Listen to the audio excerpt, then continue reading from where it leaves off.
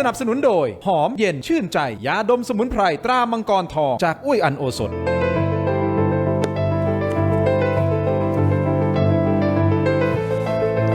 สวัสดีครับต้อนรับทุกท่านเข้าสู่รายการถกไม่เถียงนะครับประเด็นที่ผมจะถกวันนี้แน่นอนต่อเนื่องกันเรื่องของน้ำท่วมนะครับสถานการณ์อุทกภัยที่เกิดขึ้นที่ภาคใต้โดยเฉพาะในพื้นที่ของหาดใหญ่นะครับผู้ชมครับก็ถือว่าร้ายแรงอย่างนี้นะครับหาดใหญ่ก็ถือว่าเป็นอีกเมืองหนึ่งนะฮะเป็นอีกสถานที่หนึ่งที่มีการบริหารจัดการเรื่องของน้ำเนี่ยก็ค่อนข้างดีที่สุดในหนึ่งที่ของประเทศไทยนะครับเพราะเขาเจอทุกปีเขาก็จะรู้ว่าน้ำมาอย่างนี้เดี๋ยวมันก็ผ่านไปน้ำมาอย่างนี้เดี๋ยวมันก็ผ่านไปแต่ครั้งนี้มันแตกต่างครับมันแตกต่างฮะหนึ่งอาจจะเกินความคาดหมายนะฮะสองอาจจะเป็นเรื่องของการประเมินสถานการณ์ผิดพลาดหรือเปล่าแต่ที่สำคัญครับพอมันเกิดเหตุแล้วการบริหารจัดการสิครับอันนี้สำคัญกลายเป็นว่าเหล่าฮีโร่เป็นอาสาสมัครเป็นพี่ๆกู้ชีพพี่ๆกู้ภัยภาคประชาสังคมนี่ครับเข้ามาร่วมมือกันเพื่อที่จะช่วยให้สถานการณ์มันคลี่คลายแต่ในเวลาเดียวกันคำถามคำโตๆถูกตั้งเป้าไปที่การบริหารจัดการของภาครัฐรัฐบาลผู้นำท้องถิ่นปกครองส่วนท้องถิ่นต่างๆอันนี้ฮะต้องตอบคำถามคุณผู้ชมต้องตอบคำถามสังคมว่าที่ผ่านมาประเมินสถานการณ์ผิดพลาดไปใช่หรือไม่นี่คือมิติของการกู้ภัยที่เราต้องรวมใจเป็นหนึ่งเดียวกันนะครับแต่แน่นอนในเวลาเดียวกันเราก็คงต้องตั้งคำถามไปที่รัฐบาลเช่นเดียวกันว่าตกลงมันเกิดอะไรขึ้นกันแน่แล้วสิ่งที่จะเกิดขึ้นหลังจากนี้คุณผู้ชมครับคือเรื่องของการเก็บกวาดสร้างใหม่มันไม่ง่ายนะครับต้องใช้เวลาอีกนานนะฮะเรื่องของเยียวยาก็เช่นเดียวกันตัวเลขผู้เสียชีวิตวันนี้ผมรายงานไป85ตอนนี้มีตัวเลขล่าสุดเข้ามานี่100 กว่าเดี๋ยวจะมาติดตามกันนะครับขอแนะนำท่านแรกก่อนนะครับเป็นนักวิเคราะห์การเมืองอิสระและอดีตสสนครศรีธรรมราชนะครับคุณเทพไทยเสนพงศ์ครับสวัสดีคุณเทพ สวัสดีครับสวัสดีครับส่วนขวามือของผมครับผู้อำนวยการสถาบันวิเคราะห์การเมืองและนโยบายนะครับรองศาสตราจารย์ดร.ธนพรศรียางกูลครับสวัสดีครับสวัสดีครับสวัสดีครับพี่ขอบคุณทั้งสองท่านต้องแนะนำด้วยว่านักศึกษาวปอ68อันนี้ตำแหน่งสำคัญนะตำแหน่งสำคัญตำแหน่งสำคัญใครก็เข้าได้ง่ายๆวิทยาลัยป้องกันราษฎร์อาณาจักรแต่ในเวลาเพราะเขามียามเฝ้าประตูอยู่จะเข้าไม่ง่ายก็ปลดมาแล้วไอ้ที่สำคัญคนอื่นไหมปลดออกมาแล้วแล้วก็เข้ากลับไปได้อีกปลดมาก่อนหน้านี้ใช่แต่เข้าในรัฐบาลยุคนี้แต่การวิเคราะห์ก็เป็นกลางนะไม่แน่นะผมไม่เชื่อไปเป็นกลางไม่เข้าข้างใดทั้งสิ้นเรากำลังวิเคราะห์บนพื้นฐานข้อมูลข้อเท็จจริงว่ามันเกิดอะไรขึ้นอาจารย์ธนพรเราพูดกันตรงๆแต่คุณดูไม่มีปัญหาไม่มีปัญหาในน้ำนิ่งเนี่ยมันอาจจะมีน้ำวนอยู่ใต้นะคุณเราไม่รู้แต่ที่สำคัญคุณผู้ชมเราต้องยังส่งกำลังใจให้กับพ่อแม่พี่น้องชาวใต้นะครับคุณเทพไทยอาจารย์ธนพรคุณผู้ชมครับรวมถึงกู้ภัยกู้ชีพอาสาสมัครต่างๆศิลปินดาราที่ร่วมแรงร่วมใจกันทั้งประเทศในการส่งกำลังใจไปที่ภาคใต้ถามว่าเป็นเรื่องดีไหมดีแต่ในเวลาเดียวกันมันสะท้อนอะไรบางอย่างกับการบริหารจัดการสถานการณ์ของภาครัฐหรือไม่คุณผู้ชมวิกฤตไม่ต้องหรือไม่มั้งเขาได้คำตอบกันหมดแล้วผมขอให้คุณผู้ชมเป็นคนฟันธงนะครับแต่วิกฤตของรัฐบาลที่ต้องเจอกับปัญหาน้ำท่วมครั้งนี้ผมเอาเรื่องของมิติการเมืองก่อนนะครับคุณเทพไทยก่อนก็ได้ครับคุณเทพไทยมองว่ามันจะมีผลกระทบยังไงกับรัฐบาลชุดนี้ในตอนนี้กับการเลือกตั้งในครั้งหน้าครับคือมันมีผลต่อคะแนนนิยมของรัฐบาลอย่างปฏิเสธไม่ได้อยู่แล้วครับเพราะว่าเหตุการณ์ที่น้ำท่วมรอบนี้เนี่ยมันเป็นโอกาสไงมันเป็นโอกาสทางการเมืองจริงๆนะเพราะรู้อยู่แล้วเนี่ยว่า2-3 เดือนข้างหน้าเนี่ยเลือกตั้งอยู่แล้วครับแล้วก็ท้องถิ่นก็อบตรอบข้างเนี่ยก็เลือกตั้งมกรานี้อยู่แล้วครับน้ำท่วมรอบนี้เนี่ยบนความโชคร้ายของประชาชนก็มีความโชคดีก็คือว่านักการเมืองเสนอหน้าที่หรือภาษาอังกฤษที่คุณเรียกว่า present face เนี่ยเสนอหน้าเนี่ย present face เนี่ยเสนอหน้าใช่ไหมล่ะครับถูกไหมภาษาอังกฤษนั่นเขาก็เสนอหน้าคุณก็เห็นนี่พอน้ำท่วมปั๊บใช่ไหมล่ะก็คุณทางคุณพอน้ำท่วมปั๊บคุณอนุทินไปก่อนเลยออกจากขอนแก่นก็มาให้นโยบายของกำนันผู้ใหญ่บ้านอยู่ครับก็ไปเลยคุณธรรมนัสกำลังตรวจราชการอยู่ที่สุรินทร์ครับก็ไปเลยนะครับเพราะฉะนั้นเราก็จะเห็นว่านักการเมืองก็ไปโชว์ตัวไปเสนอหน้าไปแสดง เขาเรียกอะไรความห่วงใยแก้ปัญหาแต่ว่าตอนนั้นเนี่ยไม่คาดคิดว่าน้ำมันจะเยอะไงคิดว่าน้ำก็ธรรมดาคุณอนุทินก็ไปปั๊บก็ไปฟังรายงานจากนายกเทศมนตรีนครหาดใหญ่นายกแป้งก็บอกว่าเอาอยู่ไงฟังจากกรมชลประทานจากอะไรปั๊บเนี่ยเฮ้ยไม่มีปัญหาก็ไปพูดว่าเดี๋ยวน้ำท่วมคงจะแห้งแหละก็เดี๋ยวให้คุณ9,000คนก็ปรบมือดีใจไงพอกลับมาปั๊บคราวนี้แหละโอ้โหท่วมยิ่งกว่าอะไรอีกเพราะฉะนั้นพอท่วมอีกก็นายกก็ต้องแสดงความรับผิดชอบทำไงได้จากการที่จะเป็นผู้บัญชาการเหตุการณ์เองทั้งหมดเนี่ยนะกลับก็ไปตั้งผู้กองธรรมนัสเราอาจจะคิดว่าน้ำท่วมก็คนที่ระบายน้ำก็คือกรมชลประทานผู้กองธรรมนัสคุมกรมชลประทานก็ให้ผู้กองธรรมนัสคือมองมิตินั้นมิตินั้นไงพอทำไปทำมาน้ำท่วมมากพอน้ำท่วมมากทหารก็ต้องช่วยต้องใช้อุปกรณ์โน่นนี่นั่นทำยังไงก็มาตั้งกรรมการสจฉุกเฉินขึ้นมาอีกไงแล้วก็ให้ผบสูงสุดพลเอกพลกฉุกเฉินใช้พลกฉุกเฉินให้พลเอกอุกฤษคุมเพราะหวังอะไรเพราะหวังว่าเดี๋ยวก็คงจะสั่งกองทัพเรือกองทัพบกกองทัพอากาศใช่ไหมล่ะเรือจักรีนฤเบศก็ลอยลำมาเพื่อที่จะช่วยอยู่แล้วไงทำจริงๆหน้าที่นี้เนี่ยนี่นะให้อาจารย์ธนพรวิเคราะห์ก็ได้ว่าหน้าที่นี้เป็นหน้าที่ของคุณอนุทินโดยตรงเพราะเป็นนายกควบรัฐมนตรีมหาดไทยคุมปพใช้กฎหมายพรบพปก็ได้แล้วก็กระทรวงมหาดไทยเนี่ยเป็นกระทรวงที่คุมทั้งหมดองคาพยพในจังหวัดมีผู้ว่าเป็นแม่งานรองผู้ว่าข้าราชการจนไปถึงสารวัตรกำนันผู้ใหญ่บ้านก็มาได้หมดแล้วคุณอนุทินจะไปใช้ใครใช้คุณธรรมนัสแค่กรมชลประทานคุณอนุทินนั่งเป็นนายกเป็นรัฐมนตรีมหาดไทยสั่งกองทัพสั่งกลาโหมได้อยู่แล้วก็ไม่ทำแล้วมากระจัดกระจายมาแล้วก็ตั้งอยู่คุณก็เห็นว่ามันซ้อนองค์กรมันก็ซ้อนแล้วก็เลยมีปัญหาเรื่องการประสานงานจนถึงปัจจุบันเนี่ยและยังมีการตั้งนะฮะผู้อำนวยการศูนย์ปฏิบัติการแก้ไขสถานการณ์ฉุกเฉินอุทกภัยก็คือคุณพระดอนปริศนานามสกุลด้วยอีกขึ้นมาอีกไงก็อีลุงตุงนังกันหมดไม่รู้ว่าใครเป็นใครกันไงแต่มีหลายคนตั้งข้อสงสัยนะฮะอาจารย์ธนพรจริงๆเนี่ยปพต้องเป็นหน่วยงานแม่งานหลักในการบริหารจัดการสถานการณ์นี้เพราะหนึ่งน่าจะเข้าใจพื้นที่ได้ดีกว่าทุกๆคนดีกว่าทหารด้วยความเคารพท่านผบสูงสุดนะฮะท่านผบสูงสุดอาจจะไม่เข้าใจพื้นที่เท่ากับคนที่อยู่ในพื้นที่ปพน่าจะเป็นหน่วยงานในการที่จะเข้าไปเป็นแม่งานในการเคลียร์ด้วยจริงๆความผิดพลาด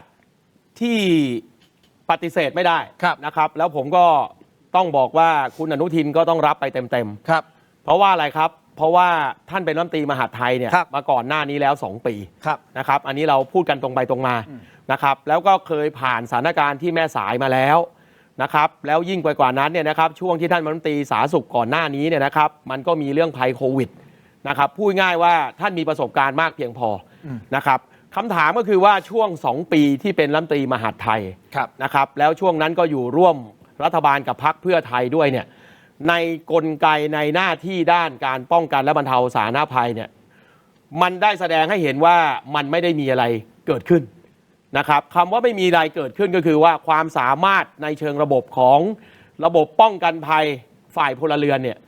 พูดตรงๆนะมันเละเทะนะครับมันเละเทะล้มเหลวล้มละลายเอาผมใช้คำว่ายิ่งกว่าล้มเหลวอะล้มละลายนะครับ2เนี่ยสิ่งที่มันเข้ามามากไปกว่านั้นก็คือว่าช่วงเวลานี้เนี่ยทุกคนก็รู้ว่ากำลังนับถอยหลังเข้าสู่โหมดการเลือกตั้งนะครับผมเรียนเลยนะครับว่าความโกลาหลเนี่ยมันก็เลยเกิดจากบรรดารัฐมนตรีร่วมรัฐบาลนี่แหละนะครับพอ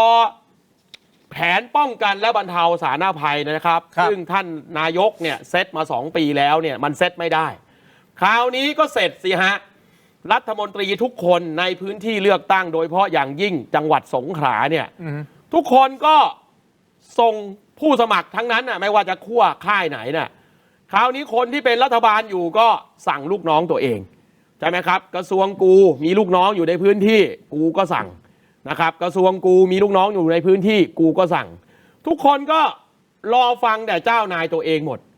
พอทุกคนรอฟังเจ้านายตัวเองหมดคราวนี้ก็สับสนโอลหม่านแล้วครับต่างกระทรวงก็ต่างสั่งนะครับเพราะฉะนั้นแล้วเนี่ยไอ้ช่วงที่น้ำท่วมพีคเนี่ยเราจึงได้เห็นไงฮะว่าการรวมศูนย์การสั่งการเนี่ยมันไม่เหลือความเป็นเอกภาพ นะครับจนสุดท้ายเนี่ยผมต้องใช้คำนี้นะฮะต้องไปใช้ผู้บัญชาการทหารสูงสุดมาเพื่อให้มันเกิดเอกภาพทางการบังคับบัญชาแล้วมันเกิดเอกภาพจริงหรือเปล่าฮะก็จริงครับผมจะได้บอกเลยนะวันนี้เนี่ยนะครับใครไม่เคยอ่านพรกฉุกเฉินเนี่ยไปแหกตาอ่านนะครับพรกฉุกเฉินเนี่ยนะครับมันไม่ได้มีทีเด็ดที่ตัวประกาศสถานการณ์ฉุกเฉิน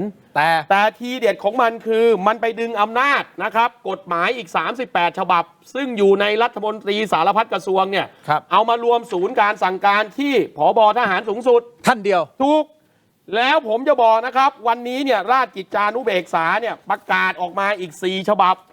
นะครับฉบับที่สำคัญที่สุดก็คืออะไรรู้ไหมครับฉบับไหนฮะฉบับคำสั่งสำนักนายกที่ 13/68 เรื่องแต่งตั้งผู้กำกับการปฏิบัติงานหัวหน้ารับผิดชอบและพนักงานเจ้าหน้าที่ในการแก้ไขสถานการณ์ฉุกเฉินไปหาอ่านกันหน่อยโว้ยประกาศฉบับนี้เนี่ยเขาบอกเลยนะครับว่าหัวหน้าผู้รับผิดชอบสถานการณ์ฉุกเฉินคือผู้บัญชาการทหารสูงสุดเนี่ยนะครับมีอำนาจในการบังคับบัญชาเจ้าหน้าที่ของรัฐทุกคนที่อยู่ในพื้นที่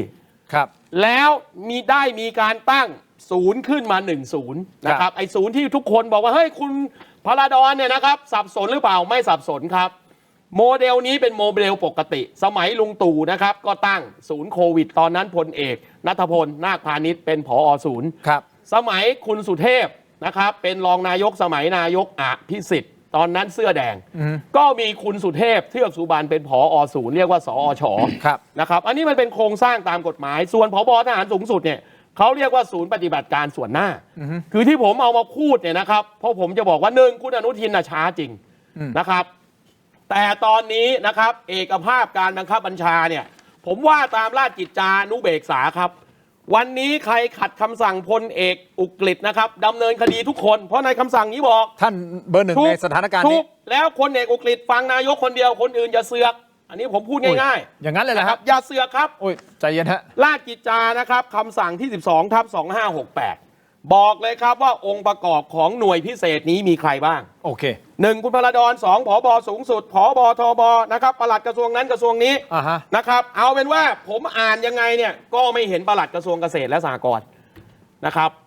ผมจะบอกว่ากรุณาไปแหกตาอ่านราชกิจจานุเบกษาเพราะนี่มันคืออะไรครับเจ้าหน้าที่ของรัฐเนี่ยนะครับเขาจะทำอะไรเนี่ยมันต้องมีคำสั่งมอบหมายหน้าที่แบบนี้นะครับและผมบอกไว้ก่อนเลยว่าแต่การที่เหตุการณ์มันมาถึงต้องใช้คำสั่งฉบับนี้เนี่ยคุณอนุทินต้องรับผิดชอบจริงๆนะครับเพราะอะไรครับผมย้ำนะท่านเป็นรัฐมนตรีมหาดไทยมา2 ปีนะครับเพราะฉะนั้นมันแสดงให้เห็นว่าตลอด2 ปีที่ผ่านมาเนี่ยมันไม่มีอะไรเลยนะครับในเรื่องของการป้องกันและบรรเทาสาธารณภัยในความรับผิดชอบของกระทรวงมหาดไทยนะครับคือที่อาจารย์จ้าพูดเนี่ยโดยหลักการเนี่ยถูกต้องแล้วแต่ว่าหลักการนี้มันปฏิบัติต่อผู้กองธรรมนัสไม่ได้ชี้เป้าไปที่ผู้กองธรรมนัสเลยก็ผู้กองธรรมนัสพูดเองว่าต้องฟังผมจังหวัดสงขลาผมใหญ่สุดผมนักเรียนนายร้อยจปรรุ่น25ปฏิบัติตามคำสั่งนายกมอบหมายให้แกดูจังหวัดสงขลาแกใหญ่สุดทหารต้องฟังแกโวกเวกทหารเรียบร้อยอ้าวไอ้โต้งศิริพงศ์นักข่าวไปถามว่าไอ้สรุปว่าใครใหญ่กว่าใครระหว่างผบ.สูงสุดโฆษกรัฐบาลคุณโต้งศิริพงศ์กับผู้กองธรรมนัสโต้งศิริพงศ์ก็ตอบแบบอาจารย์จ้าว่าแหละผู้มีอำนาจสูงสุดคือพลเอกอุกฤษบุญตานนท์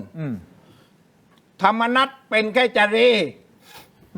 ธรรมนัสแกบอกอะไรจารีอะไรแกคุมเองคือปัญหาแล้วตอนนี้มันก็มันงงสิครับ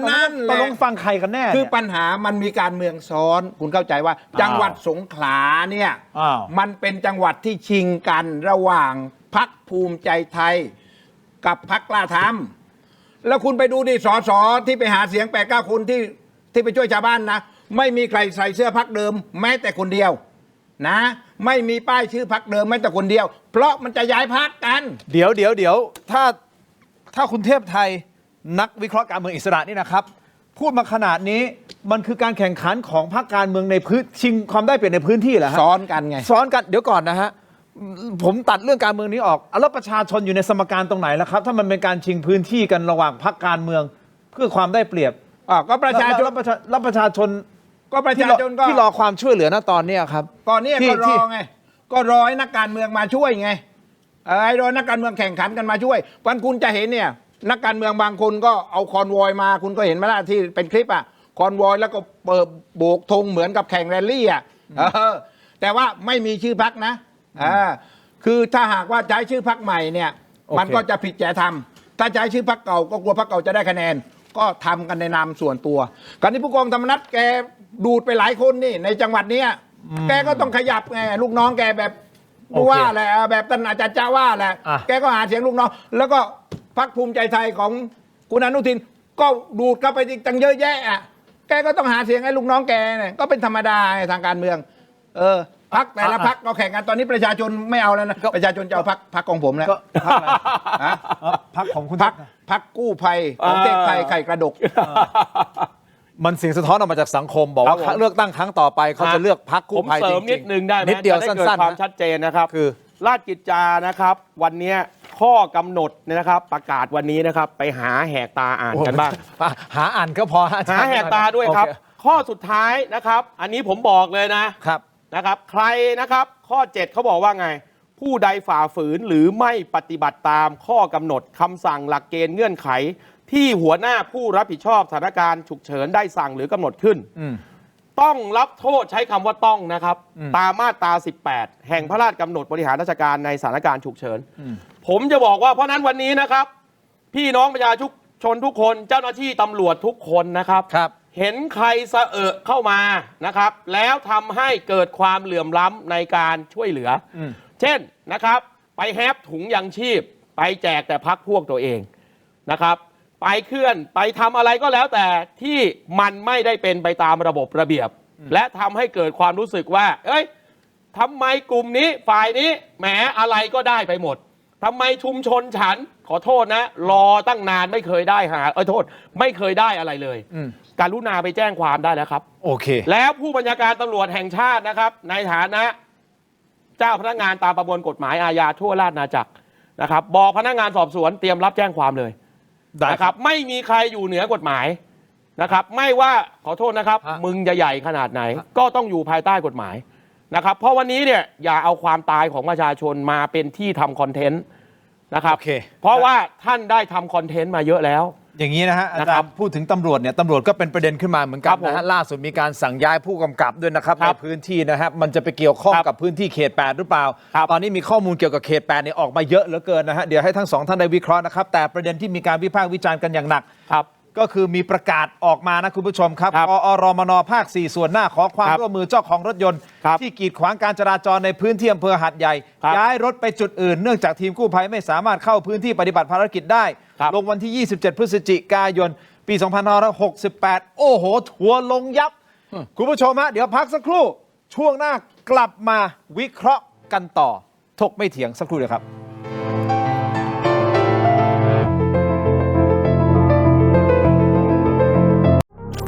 ดีขนาดนี้อย่ารอช้าสายเกมสายลงทุนสาย AI สายเทคต้องไม่พลาดลดราคาพิเศษให้ทันที 2,000 บาท BrainTech Tri Screen จอเสริมอัจฉริยะเปลี่ยนโน้ตบุ๊กธรรมดาให้ทำงานพร้อมกันได้ถึง 4 จอ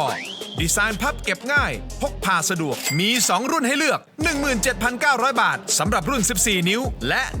19,900 บาทสำหรับรุ่น 16 นิ้วสั่งซื้อออนไลน์ได้แล้ววันนี้เพียงค้น BrainTech Tri Screen หรือ Advice ทุกสาขาทั่วประเทศ BrainTech Tri Screen where thinking meets technology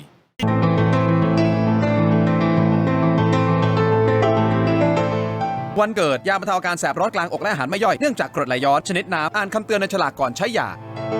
กลับมากันต่อนะครับถกไม่เถียงอยู่กับอาจารย์จ๊ะอาจารย์ธนพรนะครับแล้วก็คุณเทพไทยนะฮะอย่างนี้ฮะคุณผู้ชมครับไปที่ภาพเมื่อสักครู่นี้ก่อนที่จะปิดเบรกในช่วงรายการเมื่อกี้นี้นะครับมีประกาศออกมาใช่ไหมฮะนี่ฮะประกาศด่วนขอความร่วมมือเจ้าของรถทุกคันที่จอดกีดขวางทางจราจรในพื้นที่อำเภอหาดใหญ่กรุณาเคลื่อนย้ายรถไปจุดอื่นทันทีเนื่องจากรถของท่านกีดขวางการปฏิบัติภารกิจของทีมกู้ภัยทำให้ไม่สามารถเข้าพื้นที่ช่วยเหลือผู้ประสบภัยได้ประกาศเมื่อวานนี้นะฮะ27 พฤศจิกายนเป็นการประกาศออกมาของกอรมนภาค 4 ส่วนหน้านะฮะคุณผู้ชมเกิดคำถามทัวร์ลงมากมายเขาบอกเฮ้ยเอาอะไรคิดโซเชียลมีเดียแบบเอาอะไรคิดใช่มันคือแต่คืออย่างนี้เดี๋ยวก่อนที่จะให้คุณเทพไทยวิเคราะห์อันเนี้ยคือไม่ได้เป็นการเจาะจงที่ผมจะไปด้อยค่าหรือไปทำร้ายเขาหรืออะไรนะเพียงแต่ว่ามันตั้งคำถามเกี่ยวกับการสื่อสารข้อที่1ไม่ใช่แค่ตรงนี้นะ แต่การสื่อสารของทั้งหมดที่เกิดขึ้นนะฮะคุณเทพไทยเชิญครับ คือเส้นของคนที่ออกประกาศนี้เนี่ยวิธีการนี้เนี่ยเข้าใจอะไรหรือเปล่ารถที่มันกองพะเนินเทินทึกอยู่นะ ที่มันซ้อนกันอยู่อะแล้วคุณประกาศให้เจ้าของไปย้ายถามเลยเจ้าของในกุญแจมันอยู่ไหนมันหายไปกับน้ำแล้วและไอ้รถนี้นะน้ำมันเข้าไปเต็มมันเต็มเครื่องเต็มตัวถังเต็มมันเคลื่อนไหวอะไรไม่ได้สตาร์ทไม่ได้ แล้วคุณจะไปให้เขาเลื่อนได้ยังไงทางที่ดีเนี่ยรัฐบาลต้องระดมรถยกต้องจัดการเอารถยกแล้วไปเก็บไว้ใช่ไหมคุณจะเอาใครไอ้ที่เมื่อวานไอ้ที่คุณเห็นผู้กองธรรมนัฐเจ้าหามกันเจ้าผลักกันอยู่เนี่ยอันนั้นเพื่อทำคอนเทนต์แค่นั้นเองโอ้ยคุณไปพูดอย่างนี้เดี๋ยวคุณธรรมนัฐก็บอกอะไรผมทำคอนเทนต์ผมช่วยประชาชนคุณไม่ได้ลงพื้นที่คุณพูดอย่างนี้ได้ยังไงก็มีคอนเทนต์กันเต็มแล้วก็ผลักเพื่อที่จะแก้ปัญหาเฉพาะหน้าให้รถมันผ่านได้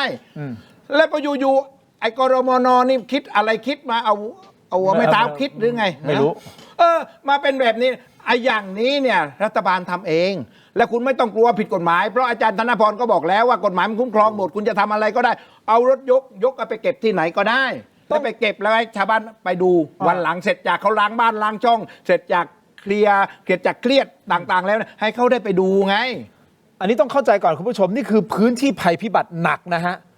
คือมันโกลาหลกันไปหมดนั่นหมายความว่าอย่างที่อาจารย์จ๊ะบอกที่คุณเทพไทยบอกด้วยก็คือว่ามีกฎหมายที่รองรับในการปฏิบัติหน้าที่เพื่อที่จะแก้ไขคลี่คลายสถานการณ์อยู่แล้วเพราะฉะนั้นการยกรถย้ายรถเนี่ยคุณสามารถทำได้ภายใต้กฎหมายอยู่แล้วใช่ไหมนะครับเพื่อเรียกความเชื่อมั่นด้านการสื่อสารนะผมจะบอกนะครับท่านผบ.ทหารสูงสุดครับไอ้กรน.ภาค 4ท่านลงโทษมันได้เลยนะครับจะปลดออกจากราชการไล่ออกจากราชการตั้งกรรมการสอบสวนนะครับจะลงโทษในทางวินัยทหารนะครับจะขังจะเขิงอะไรเนี่ยทำเลยทันทีนะครับเพราะไอ้คำสั่งไอ้โทษนะไอ้ประกาศขอความร่วมมือฉบับเนี้ยใช้คำอื่นไม่ได้เลยครับต้องใช้คำว่าเฮงซวยครับเฮงซวยครับเพราะธรรมชาติของคนน่ะเราก็เห็นในรูปใช่ไหมนะครับรถเขาเนี่ยนะครับลอยไปตามน้ำไปกองอยู่นะครับแล้วคิดยังไงวะมาบอกว่าให้เจ้าของมึงมาเลื่อนรถนะครับต้องบอกว่าเฮงซวยเพราะนั้นเพื่อให้เรื่องนี้เรียกความเชื่อมั่นศรัทธาว่าศูนย์ปฏิบัติการส่วนหน้าเนี่ยนะครับเข้าใจสถานการณ์ปัญหาจับไอ้พวกนี้เนี่ยนะครับเอามาลงโทษทางวินัยก่อนนะครับคนพวกนี้นะครับจะได้แหมต้องใช้คำนี้นะพี่เลือดมันออกมามันจะได้สำนึกนะครับว่าถ้ามึงออกประกาศอย่างนี้นะชีวิตพวกเองเดือดร้อนแน่มันมองได้ก็อย่างที่บอกคุณผู้ชมครับหลายๆอย่างมันโดยข้อเท็จจริงจะให้เขาย้ายยังไงอันนี้เป็นมุมหนึ่งที่อาจจะสะท้อนกลับมาว่าคุณเข้าใจสถานการณ์จริงหรือเปล่าถูกคุณเข้าใจสถานการณ์ที่เกิดขึ้นในพื้นที่จริงหรือเปล่าถูกถ้าไม่งั้นถ้าคุณเข้าใจคุณจะบอกสถานการณ์แบบนี้ได้ยังไงผมเสริมพี่คึกต่อนะครับนอกจากรถยกแล้วเนี่ยนะครับน้องนักเรียนอาชีวศึกษาอะไรต่างๆเนี่ยผมเชื่อว่าจิตอาสาของเราทั้งประเทศเนี่ยในการระดมพลช่างซ่อมเครื่องยนต์เนี่ยเพื่อเฉพาะกิจรัฐบาลก็ออกค่าใช้จ่ายให้เขานิดนึงมีข้าวมีอะไรให้เขามีที่พักให้เขาหน่อยแล้วก็ระดมช่วยกันเนี่ยผมว่าวันเดียวมันก็เสร็จนะครับอาจารย์ผมเสนออันเนี้ยผมต้องใช้คำนี้เลยนะพี่ใช้คำรัฐบาลว่าเฮงซวยไม่เอาอีกผมเสนอเลยเรื่องนี้นะครับเพื่อรัฐบาลฟังเพื่อคุณอนุทินฟังนะยังไงผมคิดว่ารัฐบาลนะยกรถนี้แล้วก็ไปแยกจำแนกรถมีไม่กี่ยี่ห้อหรอกถูกแล้วคุณก็พาไปถ้าอีซูซุไปที่ไว้ที่โชว์รูมอีซูซุไว้ที่โครงงานอีซูซุแล้วก็โตโยต้าไปโตโยต้าแล้วรัฐบาลประสานงานกับศูนย์บริษัทนี้ว่าซ่อมหน่อยระดมช่างซ่อมแล้วรัฐบาลจ่ายให้บ้างดูแลบ้างเอาประกันบ้างดีกว่าให้ชาวบ้านไปซ่อมเองเพราะบริษัทรถเหล่านี้เขาอยากช่วยอยู่แล้วเขามีจิตอาสาเขาอยากจะช่วยรัฐบาลประสานงานเอาเลยยี่ห้อต่างๆก็มีไม่กี่ยี่ห้อในตลาดหรอกแล้วก็มีโชว์รูมกันทั้งนั้นมีอู่กันทั้งนั้นก็ไปอยู่ที่นั่นโอเคอันนี้คือแนวทางในการบริหารจัดการสถานการณ์เฮ้ยแล้วเราต้องยอมรับกันก่อนนะว่าคนเนี่ยเขาไม่อยากให้ทรัพย์สินเขาเสียหายนะเว้ยคนไทยเราเนี่ยนะครับซื้อรถเนี่ยหลายคนทั้งชีวิตซื้อรถได้คันเดียวใช่ไหมพี่ผ่อนดาวน้อยผ่อนอ่านและนี่มันคือความผิดพลาดจริงๆเพราะฉะนั้นวันนี้เนี่ยรัฐบาลนะครับไม่มีคำปฏิเสธอื่นครับต้องรับผิดชอบความเสียหายอันนี้ที่อาจารย์จะพูดถูกคือมันสุดท้ายย้อนกลับมาคุณผู้ชมครับมาถึงแกนหลักมันไม่มีสิทธิ์ปฏิเสธไงแกนหลักก็คือการบริหารจัดการสถานการณ์ฉุกเฉินและห้ามช้า ภัยพิบัติแบบนี้มันเกิดอะไรขึ้นนี่คือสิ่งที่เรากำลังวิเคราะห์พูดคุยกันอยู่ โดยยกตัวอย่างเรื่องของประกาศของกอรมนภาค 4ออกมาส่วนหน้าโดยที่ไม่ได้มีความตั้งใจที่จะด้อยค่าใดทั้งสิ้นแต่มันทำให้เห็นว่าการบริหารจัดการสถานการณ์เนี่ยหรือการเข้าใจสถานการณ์เนี่ยมันไม่มีคนที่มาบัญชาการแล้วก็สั่งการอย่างที่คุณเทพไทยพูดที่อาจารย์พูดก็พูดถูกว่าจริงๆไม่ต้องไปถึงประกาศว่าให้เขาไปเลื่อนรถหรอกคุณก็จัดการในการนำรถยกแล้วก็ยกไปแล้วก็ทำให้เป็นระบบนี่คือการบริหารจัดการไม่แต่ อันนี้การบริหารจัดการใช่หรือไม่ถ้าประกาศอย่างนี้ก็ได้ไม่ต้องประกาศอย่างนี้ใช่ไหมประกาศว่ารัฐบาลนะหรือว่าหน่วยงานไหนจังหวัดก็ได้จะนำรถของท่านไปเก็บนะครับถ้าใครอยากจะเจออยากจะหารถไม่ต้องตกใจว่ารถหายให้ไปเจอที่นี่ก็ดีกว่าประกาศให้มาเลื่อนรถอันนี้ไม่ใช่คอนเสิร์ตหรือว่างานเลี้ยงที่ไหนหรืองานแต่งงานที่ไหนที่ประกาศว่าเจ้าของรถนี่ไปเลื่อนรถหน่อยรถนี่จะออกมันไม่ใช่อันนี้มันเกิดอุบัติภัยโอ้โหถ้าคำสั่งนี้หรือประกาศนี้ออกมาช่วงต้นๆของเหตุการณ์เลยเนี่ยมันยังพอเข้าใจได้ว่าอาจจะยังไม่มีใครแต่น้ำมันท่วมแล้วไงใครบังคับบัญชาไม่มีใครสั่งการเคลื่อนย้ายรถแต่สุดท้ายพอเวลามันผ่านไปนานขนาดนี้สื่อก็พยายามที่จะสะท้อนออกมาว่ามันมีปัญหาเรื่องของการบริหารจัดการนะเราต้องการให้เขาช่วยดูหน่อยในการบริหารจัดการมันก็และอาจารย์จ๊ะแป๊บนึงครับอาจารย์จ๊ะมันก็เลยกลายเป็นว่าสุดท้ายทำไมมันยังมีประกาศในลักษณะแบบนี้ออกมามันก็เลยทำให้การสื่อสารออกมามันอาจจะไม่เป็นเอกภาพมันออกมาแล้วคนนึงประกาศแบบนึงคนนี้ประกาศแบบนึงสุดท้ายเราฟังใครเราก็ไม่รู้ถูกที่มันตลกหนักเพราะอะไรรู้ไหมครับรถยนต์ในประเทศไทยทุกคันนะครับต้องจดทะเบียนนะครับขอโทษนะครับคิดได้ยังไงว่าไปออกประกาศเฮงซวยอย่างนี้ในเมื่อฐานข้อมูลทะเบียนรถอะไรต่างๆเนี่ยนะครับคุณมีเจ้าหน้าที่ของรัฐใช่ไหมล่ะรถทุกคันมันจอดอยู่มีทะเบียนนะครับเข้าฐานข้อมูลกรมขนส่งทางบกก็รู้แล้วว่าใครเป็นเจ้าของนะครับและเจ้าของเนี่ยเวลาไปจดทะเบียนรถอะไรต่างๆต่อให้ไฟแนนซ์เนี่ยนะครับมันมีเบอร์ติดต่อมันมีติดต่อกันได้ทั้งนั้นแหละนะครับผมถึงบอกว่าเฮ้ยอันนี้เป็นประกาศเฮงซวยนะครับและท่านผบ.ทหารสูงสุดครับ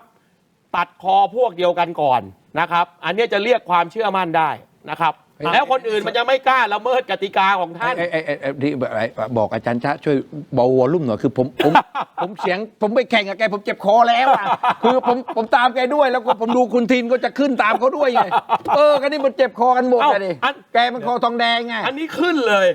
นะครับขึ้นเลยจริงๆผมเข้าใจแต่วันนี้เราอยากจะให้มันถกกันด้วยข้อมูลนะฮะไม่เถียงกันด้วยอารมณ์นี่ไงข้อมูลจริงๆเข้าใจครับผมเลยจัดมาเต็มเลยเนี่ยราชกิจจานุเบกษาเนี่ยปิดวอลลุ่มเบาเสียงหน่อยคือเหตุการณ์นี้มันเกิดขึ้นตั้งแต่วันที่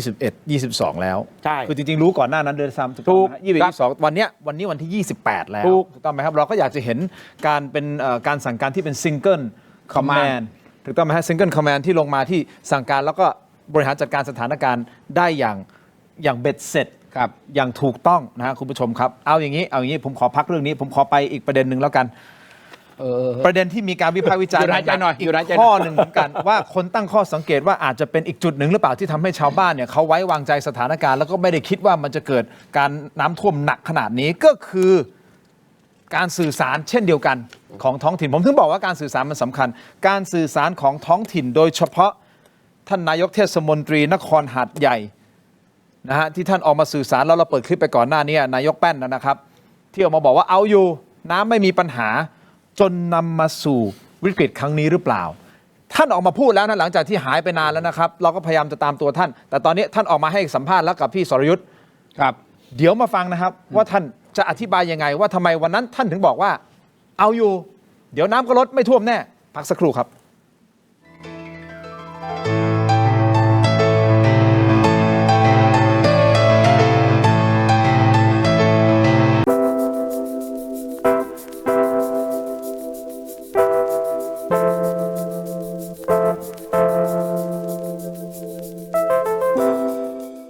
สวัสดีครับ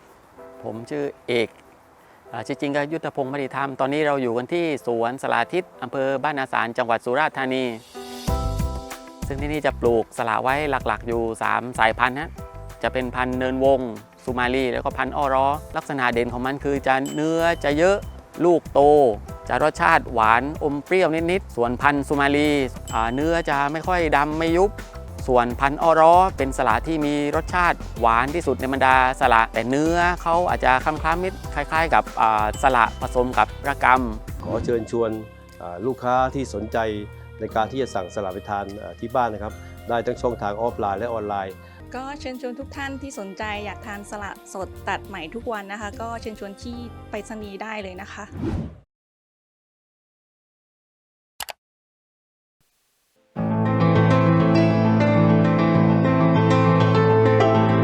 สนับสนุนโดย Lift Up Your Life สร้างสรรค์ความสุขให้ชีวิต Seagull Electric บริษัท HK Pharmaceutical จำกัดมุ่งมั่นพัฒนายามาตรฐานสากลประชาชนเข้าถึงง่ายกลับมากันต่อนะครับอยู่กับคุณเทพไทยและอาจารย์จ๊ะอาจารย์ธนพรนะครับอย่างนี้ครับประเด็นที่มีการวิพากษ์วิจารณ์แล้วก็พยายามวิเคราะห์นะครับว่าเหตุการณ์ครั้งนี้ทำไมมันถึงผิดคาดผิดการขนาดนี้ประชาชนชาวบ้านทำไมเขาไม่ได้รู้สึกว่าเขาจะต้องออกจากพื้นที่เพราะว่าคลิปก่อนหน้านี้มีท่านนายกเทศมนตรีนครหาดใหญ่นะครับออกมาพูดถึงเรื่องของว่าเอาอยู่น้ำไม่ท่วมตอนนี้ลดแล้วเราทำเป็นคลิปออกมาแล้วก็ถูกแพร่กระจายออกมาในโลกโซเชียลตรงนี้หรือเปล่าเป็นอีกจุดหนึ่งที่ทำให้ชาวบ้านรู้สึกว่าอ้าวก็ผู้นำท้องถิ่นบอกว่าไม่มีปัญหาเราก็ฟังผู้นำท้องถิ่นไปนะครับวันนี้ท่านออกมาพูดแล้วนะครับท่านออกมาชี้แจงนะฮะนายกแป้นนะครับแต่ก่อนที่จะไปดูท่านชี้แจงผมย้อนภาพกลับไปหน่อยวันที่น้ำมาแล้วไหลเข้าบ้านเรือนประชาชนนะครับว่ามันมาเร็วขนาดไหนแล้วชาวบ้านตั้งตัวไม่ทันอย่างไรไปชมภาพต่างๆกันเลยครับเชิญครับ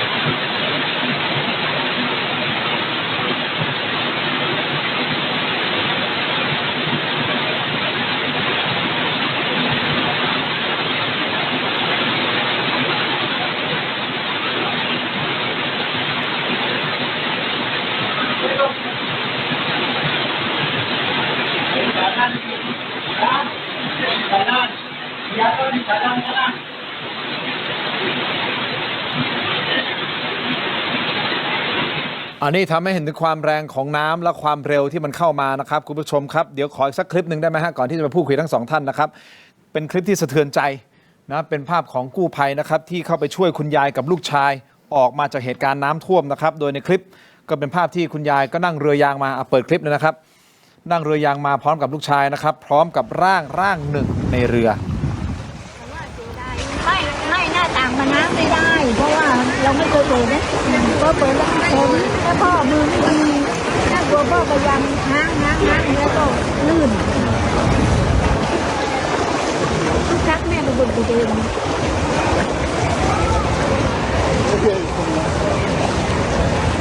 เรื่องเมื่อยไหม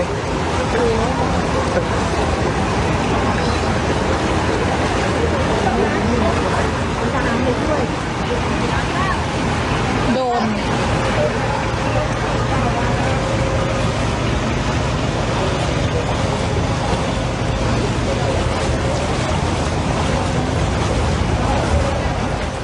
คุณผู้ชมครับเรื่องราวนี้นะครับถูกโพสต์บน Facebook ของคุณฟ้าใสนะครับสิริรัตน์ก็คาดว่าน่าจะเป็นกู้ภัยที่เข้าไปช่วยเหลือในเหตุการณ์เมื่อสักครู่นี้นะครับอาจารย์จ๊ะคุณเทพไทยรู้ไหมครับว่าเคสนี้จริงๆที่อยู่ร่างที่เป็นเคสดำที่เสียชีวิตอยู่บนเรือเนี่ยคือคุณยายเขาไม่รู้นะว่านั่นคือคุณตามาพร้อมกับลูกชายออกมาไม่รู้คุณยายก็คุยเรื่องคุณตาตลอดทางที่พาออกมาถามกับลูกชายว่าทำไมเรามากันแค่2คนแล้วพ่อล่ะ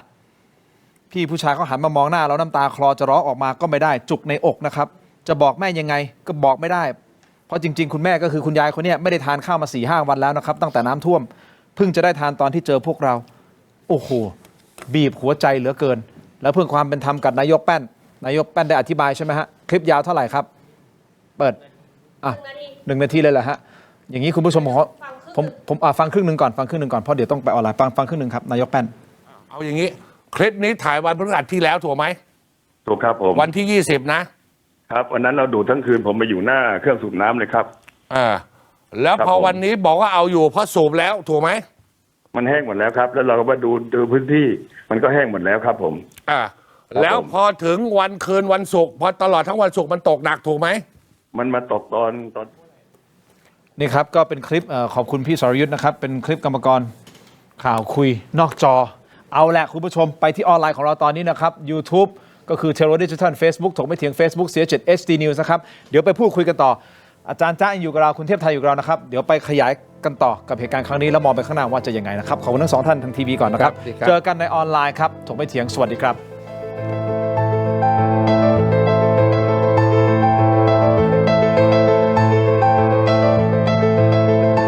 ยังอยู่กับอาจารย์ธนพรศรียากูลนะครับแล้วก็คุณเทพไทยเสนพงศ์นะครับคุณผู้ชมเรามีโหวตนะฮะอยากให้ทุกท่านช่วยกันโหวตหน่อยนะครับเราถามคุณผู้ชมครับถามว่าน้ำท่วมหาดใหญ่คุณคิดว่าใครบริหารงานผิดพลาดที่สุดนะฮะกอไก่รัฐบาลขอไข่ผู้นำท้องถิ่นคอควายทั้งคู่คุณผู้ชมช่วยกันโหวตกันเข้ามาหน่อยนะตอนนี้ประมาณสัก 4,000 โหวตนะครับอยากจะรู้ว่าเสียงส่วนใหญ่ที่ติดตามข่าวสาร ผมเชื่อว่าคนที่ติดตามข่าวสารณตอนนี้นะครับน่าจะเป็นคนที่ไม่ได้รับผลกระทบอยู่ในพื้นที่เป็นส่วนใหญ่นะครับเพราะว่าในพื้นที่ก็ยังต้องเผชิญกับความยากลำบากในการใช้ชีวิตอยู่นะครับหลากหลายมิติที่เราพูดคุยกันเพื่อที่จะหาต้นตอว่าตกลงมันคืออะไรไม่ใช่เป็นเวลาที่เราจะมาชี้นิ้วด่ากันหรือโทษหรือใครอะไรยังไงแน่นอนแหละอาจจะมีการต่อว่านู่นนี่นั่นแต่ทั้งนู้นทั้งนั้นความตั้งใจก็คือว่าเราต้องการทราบว่าตกลงจุดเริ่มต้นของปัญหามันเกิดขึ้นได้อย่างไร เพราะอะไรจะได้หาทางป้องกันในอนาคตเพื่อไม่ให้มันเกิดขึ้นซ้ำสองและหนึ่งในปัจจัยหรือเปล่าต้องใช้คำนี้นะที่อาจจะทำให้เหตุการณ์ครั้งนี้มันเลวร้ายขนาดนี้ก็คือนายกแป้นที่ทำคลิปออกมาซึ่งก่อนหน้านี้คลิปก็คือถูกเผยแพร่มาเยอะแยะมากมายแล้วนะครับแล้วก็สุดท้ายก็หาตัวท่านนายกแป้นไม่ได้หลายวันนะครับผมก็ให้ผู้สื่อข่าวนะครับคุณต๋อมช่วยประสานหาท่านนายกมาเพื่อที่จะสอบถามท่านให้ความเป็นธรรมกับท่านว่าทำไมท่านถึงทำคลิปวันนั้นบอกว่าเอาอยู่ไม่มีปัญหาอะไรท่านใช้ข้อมูลอะไรในการตัดสินใจณวันนั้นไม่ได้บอกว่าท่านผิดหรือถูกนะเพียงแต่เราอยากรู้ว่าท่านตัดสินใจบนพื้นฐานข้อมูลอะไรปรากฏว่าวันนี้ก็ให้สัมภาษณ์กับพี่สรวิทย์สุทัศนจินดานะกรรมกรคุยข่าวนอกจอใช่ไหมครับบางช่วงบางตอนของการตอบคำถามของพี่ยุทธเดี๋ยวไปฟังให้จบเต็มเลยเปิดครับเอาอย่างนี้คลิปนี้ถ่ายวันพฤหัสที่แล้วถูกไหม ถูกครับผมวันที่20นะครับวันนั้นเราดูดทั้งคืนผมไปอยู่หน้าเครื่องสูบน้ำเลยครับแล้วพอวันนี้บอกว่าเอาอยู่เพราะสูบแล้วถูกไหมมันแห้งหมดแล้วครับแล้วเราก็มาดูพื้นที่มันก็แห้งหมดแล้วครับผมแล้วพอถึงวันคืนวันศุกร์พอตลอดทั้งวันศุกร์มันตกหนักถูกไหมมันมาตกตอนค่ำครับตกหนักตอนเย็นตกหนักแล้วก็ดูสถานการณ์ไม่ดีผมก็เรียนท่านผู้ว่าขอเปิดธงแดงเพราะน้ำทุกครั้งเนี่ยมันจะมาจากสะเดาครับแต่เที่ยวนี้มันมาจากเขาคอหงซึ่งเป็นอ่างเก็บน้ำแก้มลิงของคอหงครับผมครับมันก็ตกแช่อยู่ตรงนั้น6 ชั่วโมงกว่า300 มิลลิเมตรครับไอ้นี่ยืนยันว่าได้ขึ้นธงแดงช่วง2 ทุ่มของวันศุกร์ถูกไหมครับตอนนั้นน้ำยังไม่ทันขึ้นในเมืองครับแต่น้ำมันหนักครับขึ้นธงแดงแล้วศุกร์ครับแล้วทำไมมันคนเห็นธงเขียวก็มันไม่รู้เกิดอะไรขึ้นครับผมก็ไม่เข้าใจเป็นธงเขียวไหนเราประกาศธงแดงแล้วมันจะมีฟอร์บอร์ดแคสของปภจะรายงานตลอดทางโทรศัพท์ครับนะครับนี่ท่านอธิบายแบบนี้ก็ท่านยืนยันว่าขึ้นธงแดงแล้วตั้งแต่วันที่21ช่วงประมาณสัก2 ทุ่มพอเริ่มตกหนักแล้ว2 ทุ่มที่ขึ้นธงแดงคนเข้าบ้านกันหมดแล้วยังแล้วใครจะเห็นธงแดงโดยหลักแล้วนะธงแดงก็มีแล้วหัวค่ำแต่ว่าคนส่วนใหญ่ก็เข้าบ้านแล้ว2 ทุ่มคือถ้าหากว่าคุณดูนายกแป้นพูดนายกแป้นคือเขาพูดก่อนคุณสรยุทธ์เมื่อคืนเขาพูดคุณกิติสิงหาปัตย์เขาบอกว่าเขาเข้ามา4 เดือนพบประมาณมีเรืออยู่5 ลำเขาก็เลยช่วยใครไม่ได้ผมเขาบอกว่านายกเทศมนตรีเขาไม่ให้พายเรือไปขนคนมาอพยพนายกเทศมนตรีคือผู้จัดการเมืองคุณมีหน้าที่ประสานหน่วยงานต่างๆให้มาช่วยไม่ใช่ว่าคุณเป็น4 เดือนแล้วคุณไม่รู้จักใครคุณเคยเป็นรองผู้ว่าเป็นปลัดจังหวัดเครือข่ายคุณเยอะแยะคุณก็ประสานดิคุยกับผู้ว่าประสานหน่วยงานต่างๆเพื่อคุณหน้าที่ประสานไม่ใช่หน้าที่ไปขนคน แกบอกแกขนคนได้มา300 คนมาอยู่ที่พักอาศัยที่ศูนย์อพยพมันไม่ใช่ คือปัญหาของแกเนี่ยแกพูดในคลิปว่าแกเอาอยู่เนี่ยผมบอกเตือนไว้นะ คนที่ดูทีวีนะไม่ว่านักการเมืองไหนนะคำว่าเอาอยู่คุณอย่าพูดเด็ดขาดเป็นคำแสลงพูดแล้วมีอันเป็นไปทุกคนโดยเฉพาะอย่างยิ่งผู้บริหารคุณดูกี่คนแล้วเอาอยู่เนี่ยเจ๊งทุกคนเพราะฉะนั้นคุณเป็นนายกเทศมนตรีเนี่ยคุณมีหน้าที่ประสานงานช่วยเหลือชาวบ้านคือธงแดงขึ้น2 ทุ่มนั่นหมายความว่าเขาต้องเป็นเดือดร้อนในการที่จะประสานทุกลูกน้องทุกคนประสานออกมาเฮ้ยประกาศเคาะประตูเสียงตามสายทุกอย่างออกมาเลยใช่ไหมต้องเป็นอย่างนั้นใช่ไหมแล้วพอจากธงเขียวไปธงแดงนี่สิผมรู้อีกนะจากธงเขียวไปธงแดงไม่มีธงเหลืองแล้วกันอะเขียวปั๊บแล้วก็แดงเลยจริงๆมันต้องตามลำดับขั้นไม่ใช่เหรอ ใช่ เขียวก่อนแล้วก็เหลืองแล้วค่อยมาแดงแต่ไม่ทันเหลืองไงมันมาแล้วไงไม่ดิแสดงว่าคุณไม่ได้มอนิเตอร์ใกล้ชิดจนขึ้นธงเหลืองก่อนแล้วค่อยมาแดงเหรอฮะหรือยังไงผมไม่เข้าใจก็อาจจะว่ามันมาจนจุกละหุกแล้วไงคราวนี้ละแล้วกลางคืนเอาผมถามคุณสมมติว่าผมเป็นชาวบ้านอยู่ในหาดใหญ่นะแล้วกลางคืนก็บอกว่าไปเคาะประตูว่าอพยพเอาน้ำมาเนี่ยผมถามว่าแล้วชาวบ้านตอนแล้วไปไว้ไหนอพยพไปอยู่ไหนแล้วกลางคืนจะเที่ยงคืนอยู่แล้วใจเขาอพยพไปไหนเขาก็นอนที่บ้านไม่ดีกว่าหรือบ้านเขาก็เป็นห่วงบ้านไงแต่ถ้าคุณมีสถานที่ไว้เตรียมการไว้แล้วโอเคคุณอพยพมันอยู่นี้นะครับตรงนี้นะได้เตรียมการไว้แล้วเนี่ยคนก็อาจจะมาแล้วใครมันจะมาล่ะผมจะถามนี่โอเคเข้าใจละนั่นหมายอาจจะไม่ได้เตรียมการเลยด้วยซ้ำเพื่อการอพยพก็มันเข็มขัดมันสั้นไงนายกแป้นคุณเห็นตัวจริงนายกแป้นหรือยังตัวโตพุงลงพุงขนาดนี้มันไม่ได้เกี่ยวกับเรื่องบอดี้ไม่คราวนี้ผมว่าคือเข็มขัดมันสั้นไงก็คือคาดไม่ถึงอาจารย์จ้าคิดเล่นมุกตลกหน่อยอาจารย์จ้าคิดยังไง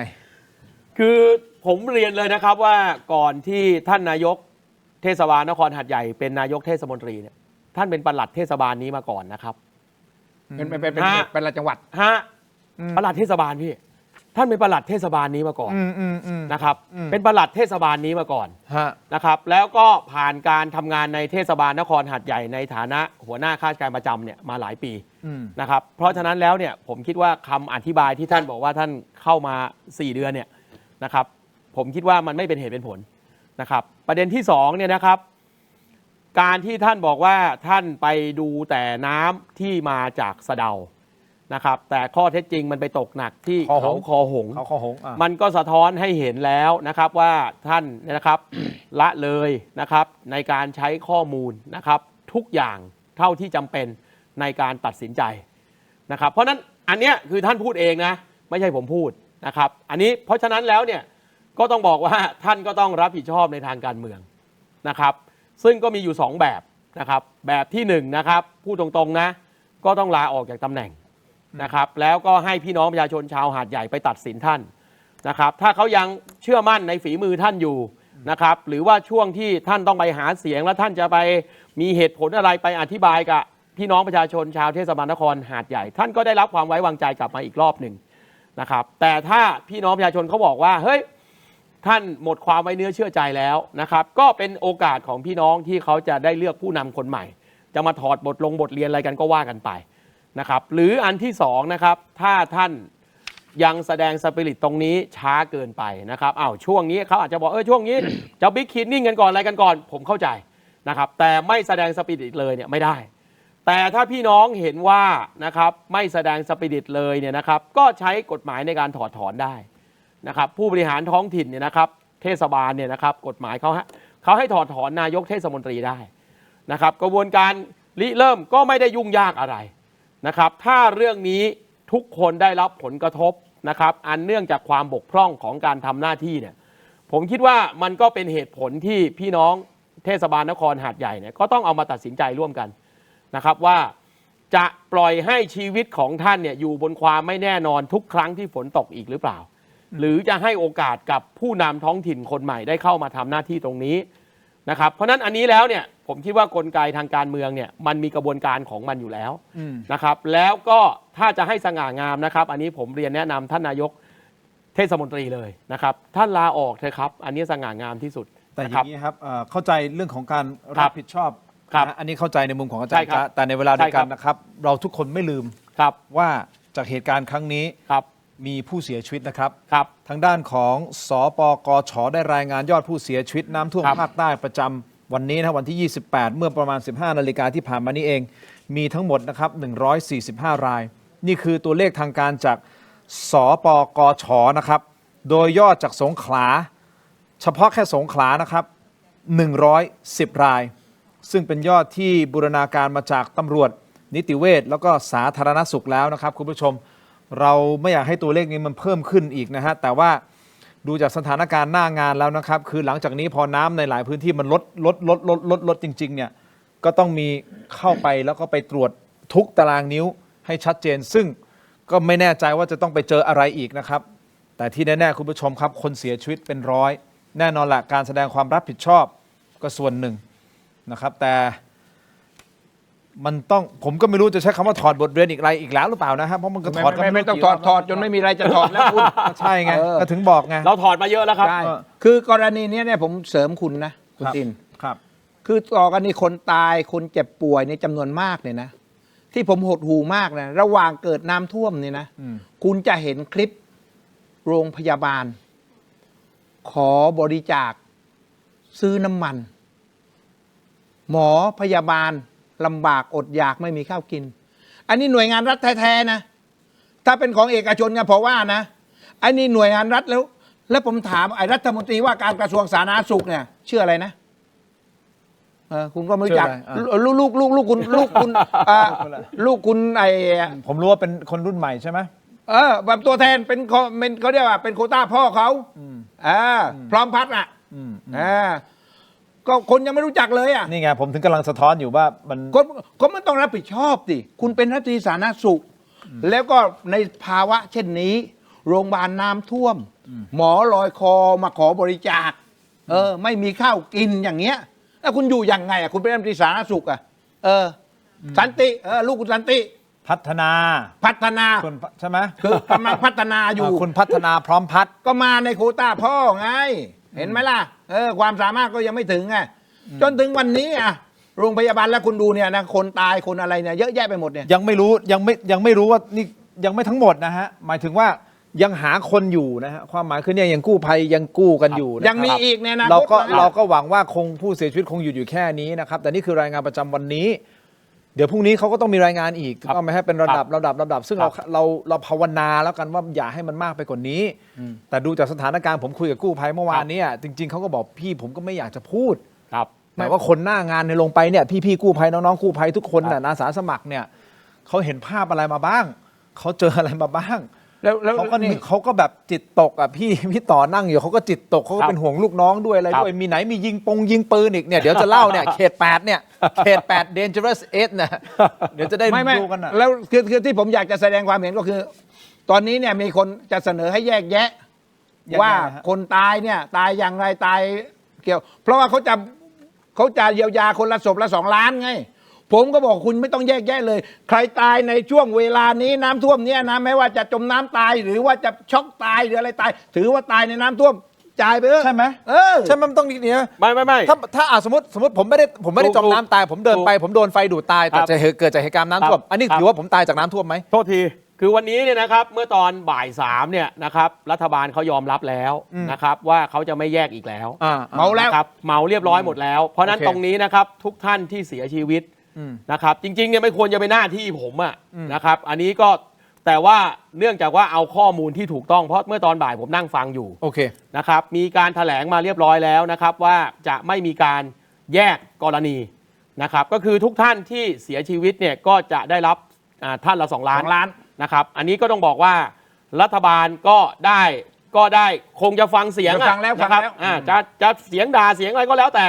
ต่ก็ถือว่าได้มีการปรับเกณฑ์เรียบร้อยแล้วนะครับคราวนี้ผมอยากจะเรียนอย่างนี้นะครับเมื่อสักครู่เนี่ยท่านนายกรัฐมนตรีเนี่ยก็เพิ่งแถลง 7-8 มาตรการในการที่จะไปช่วยฟื้นฟูเยียวยานะครับผมเรียนตรงๆเลยนะครับว่าส่วนใหญ่แล้วเนี่ยนะครับก็คือให้กู้เงินปลอดดอกเบี้ยในการมาซ่อมบ้านในการมาฟื้นฟูอาชีพเนี่ยนะครับผมเรียนตรงๆเลยนะเสียหายรอบนี้นะครับมันเป็นความผิดของภาครัฐเพราะฉะนั้นแล้วประชาชนที่ เขาได้รับความเสียหายเนี่ยเขาไม่ควรจะต้องอยู่ในฐานะลูกหนี้อีกต่อไปคำว่าลูกหนี้คือต้องไปกู้เงินมาซ่อมบ้านตัวเองนะครับแล้วผมเรียนตามตรงนะครับว่าวงเงินที่ให้100,000 บาทเนี่ยต้องบอกว่าน้อยเกินไปนะครับเพราะหลายคนเนี่ยนะครับสูญเสียอาชีพนะครับแล้วก็ที่อยู่เสียหายก็พังยับเยินหมด100,000 บาทเนี่ยไม่พอแน่ๆนะครับและที่สำคัญมันไม่ควรเป็นเงินกู้ครับเพราะต่อให้ปลอดดอกเบี้ยในเมื่อเป็นเงินกู้คุณทินก็ต้องใช้หนี้นะครับผมเรียนตามตรงนะครับว่าเม็ดเงินงบประมาณของบ้านเราเนี่ยนะครับกระทรวงทบวงกรมในงบปี69ที่เราใช้อยู่ตอนนี้ตัดความสุรุ่ยสุร่ายอะไรออกมาได้อีกเป็น100,000 ล้านนะครับแล้วเอามาดูแลพี่น้องประชาชนภาคใต้ตั้งแต่นครศรีธรรมราชเนี่ยยันจังหวัดยะลาเนี่ยนะครับอันนี้เป็นความผิดพลาดของภาครัฐจริงๆเอางี้เราพูดคุยกันคือเราพูดคุยกันหลายวันแล้วแล้วมีแต่คนบอกนี่คือความผิดพลาดในการบริหารจัดการงานแต่ผมถามทั้งสองท่านนะพี่เทพไทยก่อนแล้วกันว่าถ้าตัดภาพกลับไปคือรัฐบาลควรออกมายอมรับไหมว่าอันเนี้ยเราผิดพลาดเราจะแก้ไขให้มันดียังไงคือออกมายอมรับแบบได้เลยผมว่าควรจะเป็นอย่างนั้นไหมใช่คือก็ยอมรับอยู่แล้วว่าฟังจากรายงานนายกไปวันแรกถามรายงานจากนายกแป้นนี่แหละนายกแป้นเอาอยู่รายงานนี่แหละนายกก็เลยตัดสินใจผิดพลาดไงคราวนี้เอาหลายคนก็บอกว่าคุณมาวิจารณ์มาด่าเอางี้ผมเสนอก่อนเลยไหนว่าวันนี้คุณอนุทินไปแล้วนะแล้วน้ำมันแห้งแล้วนะผมถ้าเป็นคุณอนุทินนะวันก่อนแกบอกว่าสถานการณ์ดีขึ้นถึงแกจะกลับกรุงเทพแต่ว่าไม่ทันสว่างแกกลับซะก่อนแต่ว่ารอบนี้ผมเสนอคุณอนุทินว่าคุณไปนอนที่หาดใหญ่สัก2-3 วัน2-3 คืนเช้าขึ้นมาได้ดูวิถีชีวิตว่าหลังจากน้ำลดแล้วเนี่ยชาวบ้านเขาเดือดร้อนกันยังไงอยู่ยังไงคุณก็ไปเดินให้กำลังใจเขานะร่วมทุกข์ร่วมสุขกับเขาในฐานะที่คุณเป็นนายกและก็แสดงความรับผิดชอบ2นะคุณเร่งแก้ไขทำเรื่องบิ๊กคลีนนิ่งบ้านเมืองให้มันสะอาดคนจะได้เริ่มต้นนะ3นะสิ่งที่สำคัญเนี่ยนะคืออุปกรณ์ทำหมากินของชาวบ้านคือชาวบ้านที่เดือดร้อนเนี่ยนะมากกว่าอาชีพใดหรือว่าธุรกิจตึกรามบ้านช่องเนี่ยเขาคือพวกพ่วงข้างรถเข็นพวกนี้เนี่ยหาเช้ากินค่ำไงแล้วรถเขาพังเครื่องไม้เครื่องมือเขาพังนายกต้องจัดการสั่งรัฐมนตรีว่าการกระทรวงศึกษาธิการให้วิทยาลัยอาชีวะพวกสารพัดช่างพวกอะไรมาช่วยซ่อมเขาหน่อยเรื่องเครื่องใช้ไฟฟ้าที่น้ำท่วมอะไรเงี้ยแล้วเขาจะได้ทำหากินได้ก่อนไงมันก็ต้องเริ่มจากนี้ก่อนแล้วก่อนจากนั้นก็ค่อยไปแก้ปัญหาเรื่องที่อาจารย์จ้าว่าแต่ละคนเนี่ยชีวิตหนึ่งก็ซื้อรถได้1 คันเนี่ยคุณก็ไปแก้ปัญหาเรื่องซ่อมรถให้กับชาวบ้านด้วยถ้าไม่เสร็จเรื่องนี้เสร็จแล้วก็ค่อยกลับแล้วไอ้มาตรการอื่นๆจะไอ้กู้เงินไม่มีดอกเบี้ยอะไรเนี่ยก็แล้วแต่อันนี้โครงการระยะยาวก็ว่ากันไปและโครงการระยะยาวนะผมบอกนี่วันก่อนผมไปคุยกับผู้อำนวยการไอ้บริหารน้ำแกบอกผมเลยว่ารอบนี้เนี่ยไม่คาดคิดก็เพราะว่าคิดว่าขุดคลอง2 คลองนี้แล้วเนี่ยคือคลองร1กับคลองอุตภเปาแล้วเนี่ยนะรับน้ำได้นี่น้ำมันล้นน้ำมันเยอะพอน้ำมันเยอะเนี่ยมันต้องหาทางระบายต้องขุดคลองที่3ที่4รัฐบาลต้องคิดนะในอนาคตใช่สมมติว่าปีหน้ามันตกแบบนี้อีกแล้วตกแบบนี้มันท่วมอีกพอท่วมอีกมันเสียเท่าไหร่นี่ผมว่า4-5 หมื่นล้านนะคุณแล้วลงทุนผมถามผอ.ว่าลงทุนเท่าไหร่แกบอกสัก2-3 หมื่นล้าน2-3 หมื่นล้านเนี่ยแต่น้ำไม่ท่วมสัก2-3 ปีก็คุ้มแล้วไงเพราะมันเป็นเมืองเศรษฐกิจมีชาวต่างชาติมีอะไรท่องเที่ยวค้าขายเต็มไปหมดเลยหาดใหญ่อันดับ2จากกรุงเทพอะไรกันนะคือเรื่องนี้เนี่ยนะครับอันนี้ผมให้เป็นข้อมูลอีกชุดหนึ่งแล้วกันคือเวลาเกิดภัยพิบัติทีไรเนี่ยนะครับมันก็จะมีข้อเสนอเมกะโปรเจกต์แบบนี้จากภาครัฐทุกทีครับแล้วสุดท้ายนะครับเราลองเอางบบริหารจัดการน้ำเนี่ยนะครับลองเอามาบวกรวมกันครับเกือบล้านบาทแล้วนะฮะผมจะบอกว่านะครับจะมีแผนจะทำอะไรก็แล้วแต่เนี่ยกระทรวงทบวงกรมทั้งหลายเนี่ยกรุณาไปถามชาวบ้านเขาด้วยกรุณาให้ชาวบ้านเขามีส่วนร่วมดึงสถาบันการศึกษาดึงนักวิชาการมาร่วมทำงานด้วยกันแต่เท่าที่ผมเห็นนะวันนี้ผมฟันธงไว้ก่อนเลยเดี๋ยววันอังคารนี้เป็นต้นไปถึงวันอังคารถัดไปก็จะมีส่วนราชการทุกส่วนก็จะของบกลางแล้วปรากฏว่านะครับไอ้กลไกของรัฐก็จะเป็นกลไกฝ่ายเดียวครับที่รวยครับส่วนชาวบ้านจนเหมือนเดิม แล้วระบบการป้องกันความโทษนะครับบรรเทาสาธารณภัยก็จะล้มเหลวเหมือนเดิม เพราะเรื่องนี้เนี่ยมองโลกในแง่ร้ายขนาดนั้นนะฮะ 2554 ตอนน้ำท่วมใหญ่จำได้ไหมหลังน้ำท่วมใหญ่ก็มีเมกะโปรเจกต์อะไรเกิดขึ้นมากมายนี่ผมยังไม่ได้บอกนะว่าช่วงนั้นไปซื้ออะไรกันบ้างไม่อยากฟื้นฝอยกันไปไกลรอบนี้เดี๋ยวเราจะได้เห็นนะครับทุกวันอังคารทุกกระทรวงทบวงกรมก็จะของบกลางแล้วสุดท้ายนะครับผมไม่อยากบอกเลยว่าไอ้ส่วนเกินส่วนต่างอะไรทั้งหลายทั้งปวงมันจะถูกหมุนมาใช้ในการเลือกตั้งอันนี้พูดกันตรงไปตรงมาบนคราบน้ำตาบนชีวิตของพี่น้องประชาชนเรานี่แหละมันเป็นแบบนี้มาทุกยุคทุกสมัยและก็จะเป็นอย่างนี้ต่อไปฮะมาตรการระยะสั้นผมเห็นด้วยกับพี่คึกท่านนายกครับวันนี้เนี่ยผมฟังแถลงข่าวของศูนย์อะไรของคุณพลาดอนตอนบ่าย3บอกว่าระดมอสทั้งประเทศไปประมาณ 2,000 ถึง 3,000 ท่านผมจะบอกว่าพรุ่งนี้เนี่ยนะครับเขาแถลงแล้วว่าเขาจะบิ๊กคลีนนิ่งในจุดที่ทำได้ผมบอกเลยนะครับว่าไม่ต้องใช้เวลาถึง7 วัน 10 วันครับถ้านายกจะได้ใจนะจะเริ่มฟื้นฟูความเชื่อมั่นนะครับ24 ชั่วโมงต้องเสร็จครับอันนี้ผมบอกเลยถ้ากระทรวงทบวงกรมไหนทำไม่ได้เพราะวันนี้ผมเห็นนะเริ่มมีกระบวนการเอาหน้าอีกแล้วพี่กรมนั้นบอกจะเคลียร์เรื่องนั้นได้กรมนี้บอกจะเคลียร์เรื่องนี้ได้ไอ้พวกนี้ออกมาทีไรนะผมพูดตรงๆนะเดี๋ยวขอตังค์ทุกคนทั้งที่มันก็มีตังค์อยู่แล้วสุดท้ายก็กลับสู่วงจรเดิมคนร่ำรวยคือกลไกของรัฐนะฮะเพราะฉะนั้นรอบนี้นะครับผมจะบอกว่าขีดเส้นใต้เลยครับ Big Cleaning Day เนี่ยถ้าเกินกว่า24 ชั่วโมงนะแล้วยังไม่เสร็จนะอันนี้ต้องบอกว่ามือตก20 ชั่วโมงเหรอเฮ้ยทหาร3เหล่าทัพอสอีก 3,000 คนแต่มันหนักมากเลยนะผมไม่ได้บอกว่าต้องเสร็จทั้งเมืองพร้อมกันแต่โซนไหนที่มันทำได้เนี่ย24 ชั่วโมงทำให้เห็นผลก่อนเลยให้ชีวิตวิถีปกติเขากลับมาได้นะครับอันที่2นะครับไอ้เงินเยียวยาเนี่ยผมทราบมาแล้วว่ามีการประชุมแล้วก็พร้อมโอนเข้าบัญชีแล้วตอนนี้นะครับพวกที่อยู่ในท้องถิ่นในจังหวัดกรุณาไปเป่าประกาศให้ชาวบ้านเนี่ยนะครับเขารู้ด้วยนะครับว่าท่านกำลังจะได้รับเงินช่วยเหลือเบื้องต้นแล้ว 9,000 บาทเนี่ยนะครับผมเรียนเลยว่าไม่พอหรอกนะครับความเสียหายรอบนี้ไม่ต่างจากพี่น้องที่บางบานที่เขาแช่น้ำกันมาเป็น 4-5 เดือนนะครับเพราะนั้นวันอังคารที่จะถึงนี้มาตรการระยะสั้นที่จะแอดออนจากเงินไอ้ 9,000 บาทที่จะโอนเข้าบัญชีในวันพรุ่งนี้มาลืนนี้เนี่ยนะครับต้องรีบออกมากระทรวงการคลังอย่าคิดนานเรื่องนี้ถ้าวันอังคารนี้นะครับยังไม่มีมาตรการระยะสั้นจากกระทรวงการคลังคุณเอกนิติก็ต้องรับผิดชอบทางการเมืองนะครับอันนี้ผมพูดตรงไปตรงมาเพราะอะไรครับเพราะประสบการณ์ของหน่วยงานรัฐเราเนี่ยมันผ่านเรื่องแบบนี้มาเยอะนะครับทำได้ครับถ้าทำไม่ได้นะผมก็บอกเลยว่าแหมอาจจะโซนไหนก็แล้วแต่นะโซน1โซน2สมมุติว่าแบ่งเป็น8โซนก็ได้ถ้า4โซนแรกนะ24 ชั่วโมงเคลียร์ไม่ได้ระดมกำลังขนาดนี้อันนี้ต้องบอกว่ามือตกโอเคนะครับงั้นอันนี้คือเสนอแนะรัฐบาลงั้นสั้นๆนิดเดียวตรงไปตรงมาถามแบบตรงไปตรงมาขอแบบกระชับคำตอบก็คือว่าครับผมรัฐบาลควรออกมาขอโทษไหมครับว่าล้มเหลวมันมีอะไรที่มันจะดีไปกว่าคำว่าขอโทษวันนี้โฆษกรัฐบาลใช้คำว่าขออภัยแต่ข้อความหนึ่งที่โฆษกรัฐบาลพูดเมื่อบ่าย3ก็คือว่ารัฐบาลนะครับยอมรับว่ามีความผิดพลาดนะครับแต่ถ้าจะให้แรงกว่านี้นะครับผมคิดว่าท่านนายกเนี่ยออกมาขอโทษเถอะครับ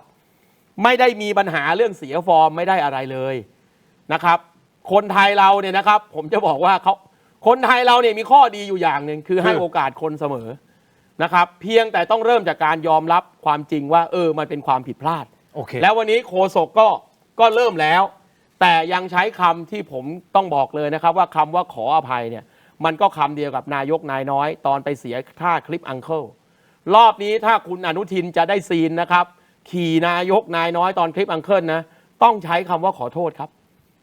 ไม่เสียหายอย่างเงี้ยคุณผู้ชมผมขอไปอีกอันนึงแล้วกันเป็นกรณีของเขต8นิดนึงครับเขต8รู้สึกว่าจะเป็นเขตที่ดุเหลือเกินนะฮะคุณผู้ชมครับมีคนในพื้นที่ยิงใส่กู้ภัยโดยก่อนหน้านี้มีการคาดการไปต่างๆนานาว่าผู้ประสบภัยนั้นเครียดนะฮะเนื่องจากอดข้าวมาหลายวันนะโดยมีผู้ใช้ TikTok MTUP13 ได้ออกมาโพสต์คลิปที่เจ้าตัวออกมาเล่าว่ากู้ภัยถูกปล้นของในเรือ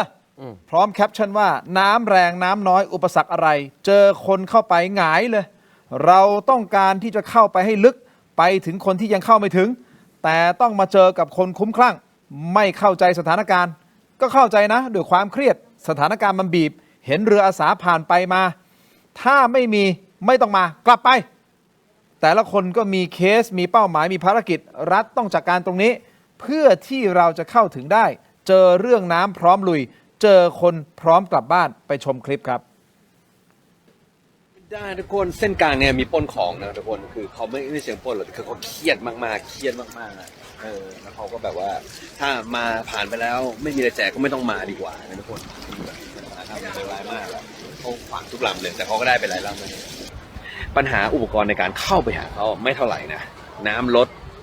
ใช้อุปกรณ์น้อยลงใช้เรือไม่ได้เหมือนที่เคยนะครับแล้วก็เจ็ตใช้ไม่ได้นะครับแล้วตอนนี้เข้าไปก็คนก็เครียดมากดักขวางเลยขวางไม่ให้ไปขึ้นมาทำไมแล้วก็สาดน้ำแล้วเข้ามาชิดไอ้คนเอาของจากเรือคือมันเข้าข้างที่จะแบบว่าคุ้มข้างแล้วนะครับข้างในเพราะว่าและถ้าเขาดักอยู่ตรงโซนที่เราพยายามบุกเข้าไปให้ไกลที่สุดเขาดักตรงนั้นแล้วเราจะเข้าไปอีกพอเข้าไม่ได้ทุกคนมันเข้าไม่ได้คนข้างในก็ยิ่งเครียดก็ไม่แน่ใจว่าทำไมถึงเข้าตรงเขตนั้นไม่ค่อยได้แต่ผมมีข้อมูลล่าสุดตรงนี้เดี๋ยวจะเล่าให้ฟังนะฮะเดี๋ยวคุณผู้ชมวิเคราะห์ว่าจริงเท็จแค่ไหนคุณเทพไทยอาจารย์ธนพรสามารถแสดงความคิดเห็นได้แต่มีอีกหนึ่งคลิปอยากจะให้ชมครับเป็นคลิปจากเพจ Army Military Force โพสต์ภาพเด็กหนุ่มรายหนึ่งเอาเป็นภาพใช่ไหมฮะพร้อมกับภาพเครื่องดื่มแอลกอฮอล์และบุหรี่ที่บุคคลในภาพโพสต์ลงสตอรี่นะฮะก็คือ IG Story และอ้างว่าประมาณ100,000 กว่าบาทอยู่ที่ผมเน้นเหล้าเบียร์ยาสูบใครไม่เปิดผมเปิดเองนี่ฮะแล้วก็เช็คอินร้านสะดวกซื้อแห่งหนึ่งในพื้นที่เขต8หาดใหญ่ทางเพจระบุข้อความว่าหนุ่มหาดใหญ่เขต8อวดชำภูมิใจปล้นเหล้าเบียร์บุหรี่และสินค้าอื่นในเซเว่นร่วม100,000 บาทก่อนอัพลงสตอรี่ IG เฮ้ยช่ำๆเลยนะเขาไม่ได้เกรงกลัวอะไรเลยเหรอนี่เราต้องเบลอนิดหนึ่งเพราะมันเป็นบุหรี่กับเหล้านะครับแต่ข้อมูลเพิ่มเติมเริ่มมีคนออกมาให้ข้อมูลว่าทำไมถึงยิงใส่กู้ภัยพี่เทพไทยลองเดาว่ายิงใส่กู้ภัยทำไมเครียดอะฮะเครียดแล้วอาจารย์จ้าคิดว่าเครียดหรือเปล่าไม่น่าจะใช่อาจารย์คิดว่าอะไรผมไม่ทราบหรอกนะเพราะว่าผมไม่ได้เป็นคนยิงนะครับแต่ดูแล้วไม่น่าจะใช่เครียดไม่ใช่เครียดคือเอาเงี้ยคือสำหรับพื้นที่เขต8เนี่ยจริงๆมันผมก็ไม่รู้ว่าเขาใช้อะไรเป็นโค้ดว่าพื้นที่เขต8คือที่8คือราชอุทิศรัตนอุทิศถนนนะซึ่งเมื่อก่อนเนี่ยก็เป็นที่สถานที่บันเทิงเป็นที่ทำธุรกิจอะไรเงี้ยนะผมก็เคยไปเดินเล่นอยู่แถวนี้เพราะน้องชายผมมีบ้านอยู่ที่นี่แต่ว่าผมเนี่ยเข้าใจว่าโอเคละคนที่มันตกค้างอยู่ประมาณ5-6 วันไม่ได้กินข้าวไม่ได้นอนไม่ได้มันเครียดมันก็มีส่วนอีกว่าส่วนหนึ่งนะมันก็มีปัญหาทางจิตพอเครียดบางคนเราก็ไม่รู้อีกเนี่ยว่าเป็นใครมันอาจจะมีปัญหาเรื่องทางจิตก็ได้อีกป่วยจิตมาแล้วเป็นไปได้ไงมันจะฟิลขาดขึ้นมามันจะช็อตมันจะอะไรก็แล้วแต่มันก็เป็นไปได้อีกหรือขาดยาคนที่ติดยาอะไรเนี่ยมันเป็นไม่ได้หมดถ้าอย่างนี้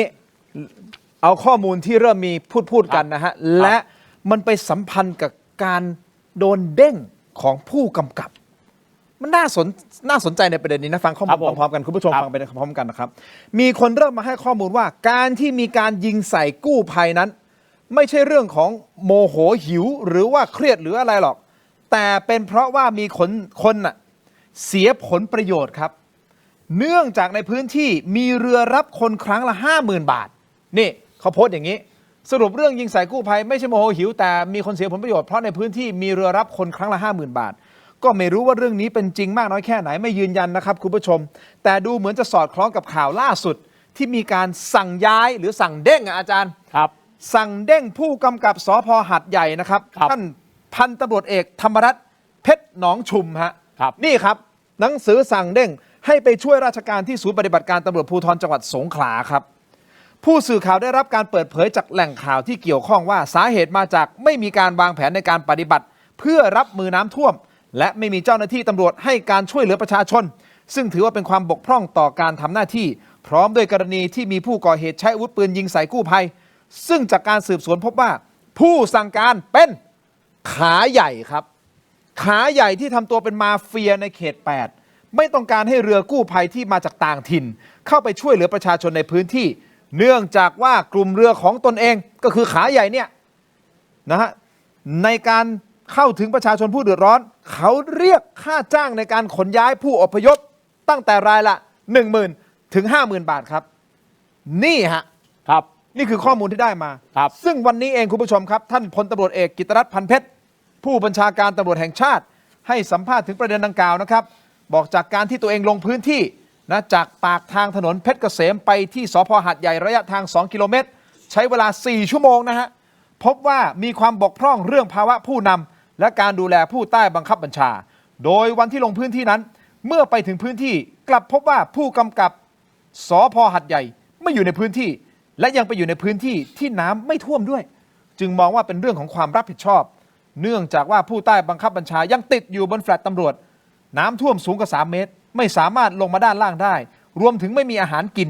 ซึ่งวันดังกล่าวตนได้เตรียมอาหารไว้2 ลำเรือ2 ลำเนี่ยนะครับแจกจ่ายประชาชนระหว่างทางหมดจึงต้องสั่งการให้เตรียมอาหารให้เพียงพอกับผู้ใต้บังคับบัญชาด้วยดังนั้นจึงเกิดคำถามว่าหากตนไม่ไปผู้ใต้บังคับบัญชาจะกินข้าวได้หรือไม่ถึงแม้ว่าผู้กำกับสพ.หาดใหญ่อาจจะทำงานในพื้นที่ที่น้ำไม่ท่วมแต่ควรใส่ใจผู้ใต้บังคับบัญชามากกว่านี้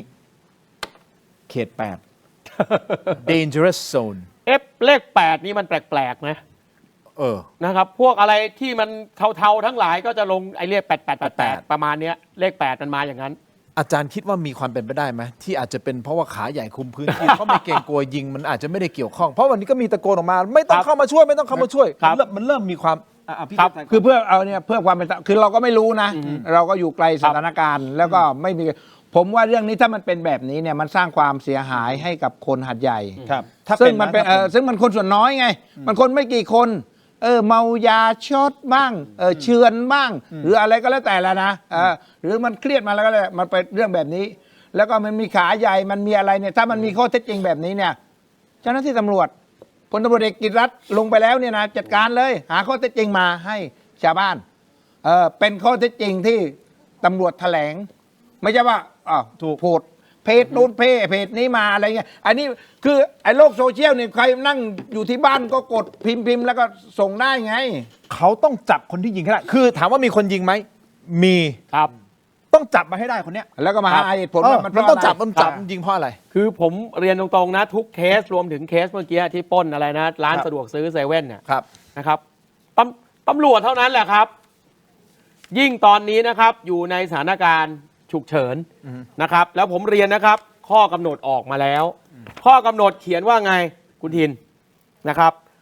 มาตรการดูแลความสงบเรียบร้อยนะครับอันนี้ว่าไปนะหากพบเห็นการกระทำดังกล่าวให้ดำเนินคดีตามกฎหมายทันทีเพราะฉะนั้นกรณีเพจที่ว่ามีการมาโพสต์นะครับว่าไปปล้นไปเปิ้ลอะไรก็แล้วแต่นะครับเจ้าหน้าที่ตำรวจครับดำเนินตามกฎหมายทันทีครับท่านจะเริ่มจากการสืบสวนสอบสวนอะไรก็ต้องรีบทำแล้วเรื่องนี้ผมเชื่อว่าไม่เกินกำลังหรอกถ้า24 ชั่วโมงนี้นะครับยังเคลียร์เรื่องนี้ไม่ได้นะครับท่านผบ.ทหารสูงสุดเนี่ยก็ต้องลงโทษเจ้าหน้าที่ตำรวจที่อยู่พื้นที่ตรงนั้นแหละนะครับเพราะมันเป็นไปได้ยังไงครับเรื่องแบบนี้นะครับชาวบ้านเนี่ยนะครับรู้กันทุกคนตำรวจมีหน้าที่สืบสวนสอบสวนทำความจริงให้ปรากฏมาให้ปรากฏออกมาแล้วก็ดำเนินคดีโดยรวดเร็วนะครับคนพวกนี้นะครับก็จะได้ไม่ต้องใช้สถานการณ์แบบนี้มาก่อกรรมทำเข็ญถ้าพฤติกรรมนี้เป็นพฤติกรรมที่เกิดขึ้นจริงขณะเดียวกันถ้ามันไม่มีพฤติกรรมนี้จริงนะครับเพราะตอนนี้ข่าวมันเยอะมากนะครับมั่วซั่วกันไปหมดเนี่ยไอคนที่เอาข่าวเรื่องนี้มาพูดจนโอเวอร์จนเกินควรเนี่ยก็ต้องรับผิดชอบอันนี้ผมพูดตรงก็ต้องโดนดำเนินคดีถูกครับนะฮะเพราะฉะนั้นวันนี้เนี่ยนะครับกรุณาทำความเข้าใจด้วยว่าพื้นที่จังหวัดสงขลาเนี่ยนะครับใช้พระราชกำหนดฉุกเฉินเรียบร้อยแล้วเจ้าหน้าที่ตำรวจไม่มีเหตุอะไรเลยครับที่จะช้าในเรื่องนี้นะครับเพราะถ้าท่านช้านะไอ้ข้อสงสัยที่คุณทินเอามาพูดเมื่อสักครู่นี้ผมสงสัยเรื่องความนินทาว่ามีผู้มีอิทธิพลมีมาเฟียมีขาใหญ่เนี่ยความเชื่อมันจะกลายเป็นความจริงนะครับ อย่าให้พี่น้องประชาชนเนี่ยเขาคิดว่าตอนนี้มาเฟียครองเมือง ก็ต้องหา นะครับ ข้อเท็จจริงอะใช่ไหม ใช่ ไทยตำรวจอย่างที่บอก ต้องเอาความจริงมา ถูก มา รวม ตีแผ่ ถึงไอ้ที่บอกว่าอะไรไปปล้นเซเว่นแล้วเอามาโพสต์เนี่ยนะครับ อ๋อ ไอ้นี่ต้องดำเนินคดีทันที อ๋อ นะครับ ฮะ จะมาปล่อยแบบนี้ไม่ได้และถ้าไม่เป็นความจริงนะครับ นะครับอยู่ดีๆเอามาโพสต์สร้างคอนเทนต์อะไรก็แล้วแต่นะครับก็ต้องดำเนินคดีเช่นเดียวกัน ครับ นะครับจะข้อหาอะไรครับพรบคอมเคิมอะไรก็ต้อง ก็ว่าไป ทำนะครับ นะครับ ฮะ อ่ะ คือไอ้เรื่องที่มันผิดกฎหมายก็ว่า ครั ไป บ ตามกฎหมาย ใช่ ไอ้เรื่อง ถูกต้อง มนุษยธรรมจะช่วย ถูก ก็ช่วยกันไป ก็ช่วยกันไป อันนี้ นะครับ ไม่งั้นมันเสียหายไง คน ใช่ครับ ส่วนใหญ่มันจะเสียหาย ถูกต้อง ผมใน ถูกต้อง ฐานะคนใต้คนหนึ่งไง ครับ ใช่ไหมล่ะผมก็เดือดร้อนแทนไง คุณรู้ไหมว่าผมคนใต้ ผมฟังสำเนียงแล้ว ผมเนี่ยผมไม่เหมือนเลยนะ น่าจะเหนือ สำเนียงผมเนี่ยพูดแบบว่า เหนือพัทลุง ไม่จริง เหนื เห อ รอ พัทลุง คุณฟังสำเนียงผมคุณรู้ว่าเป็นคนใต้เหรอ เหนือปัตตานีขึ้นมานิดนึง เหนือปัตตานีขึ้นมานิดนึง ผมคนกรุงเทพคุณเออ อย่างนี้ผมขอไปประเด็นหนึ่งอย่างนี้ครับเมื่อวานนี้เราเปิด ครับ คลิปของท่านพารดรปริศนานันทกุลนะค ครั รับบ เราไม่เมื่อวานนี้ไม่ได้เปิดโทษที ครั มั บ นเป็นคลิปที่ออกมา ครับ นะครับแต่วันเนี้ยให้ความเป็นธรรมกับท่าน ครับ คือมันมีช่วงบางตอนที่ ครับ ที่ผู้สื่อข่าวถามท่านนะครับว่า ครับ รัฐบาลควรจะออกมาแสดงความรับผิดชอบหรือขอโทษอะไร ครับ กับ ผม เหตุการณ์ที่เกิด ครับ ขึ้น ปรากฏว่าคุณพารดรท่านปิดไมค์พับไมค์แล้ว ครับ ก็ ผม ขอบคุณเขาแล้วก็ลุกขึ้นไปเลย ฮะ ยืนไปเลย ซึ่งวันนี้ท่านก็ออกมา ขอโทษ พูดถึงขอ โทษไหม ไม่แน่ใจว่าท่านพูดว่าอะไร แต่ว่าอยากจะให้ ครับ ทีมงานเปิดช่วงนี้ ครับ จะเปิดคลิปเก่าเหรอครับ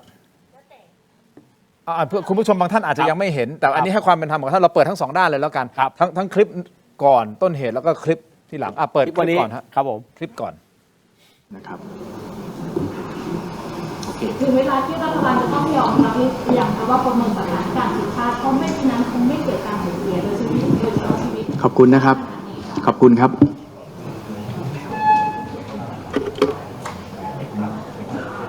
ตัวเลขผู้ที่สูญหายนี่รวมแล้วหรือยังคะนอกจากตัวเลขผู้เสียชีวิตอะค่ะตัวเลขผู้สูญหาย ผมถือโอกาสตรงนี้นะครับกราบขออภัยทุกคนนะครับ เมื่อวานนี้สำหรับตัวผมเองที่ได้เป็นข่าวไปนะครับที่ว่าผมเองในฐานะผู้อำนวยการศูนย์ได้ลุกหนีในคำถามของพี่น้องสื่อมวลชน ก็ถือโอกาสตรงนี้ขออภัย แล้วก็ต้องชี้แจงกับพวกเราสั้นๆก่อนที่จะเข้าสู่เนื้อหาแบบนี้นะครับว่าจริงๆผมไม่มีเจตนาที่จะเลี่ยงหรือไม่ตอบในคำถามใดๆ เพียงแต่ว่าเราประเมินสถานการณ์เมื่อวานสิ่งที่อยากที่จะให้พี่น้องประชาชนได้รับรู้รับทราบก็คือมาตรการต่างๆแล้วก็เนื้อหาสาระที่ฝ่ายปฏิบัติได้ปฏิบัติหน้าที่กันส่วนประเด็นทางการเมืองในช่วงนี้เนี่ยทางพวกเราก็ยังไม่อยากที่จะให้ออกไปเป็นประเด็นสำคัญประเด็นที่เป็นกระพี้หรือประเด็นที่ยังไม่ค่อยมีความสำคัญมากนักเช่นประเด็นการเมืองแบบนี้ก็เพียงแต่อยากจะให้ประเด็นหลักประเด็นสาระสำคัญที่จะต้องสื่อสารไปถึงพี่น้องประชาชนได้รับรู้รับทราบได้ออกมาเป็นข่าวด้านหลักนะครับก็จึงได้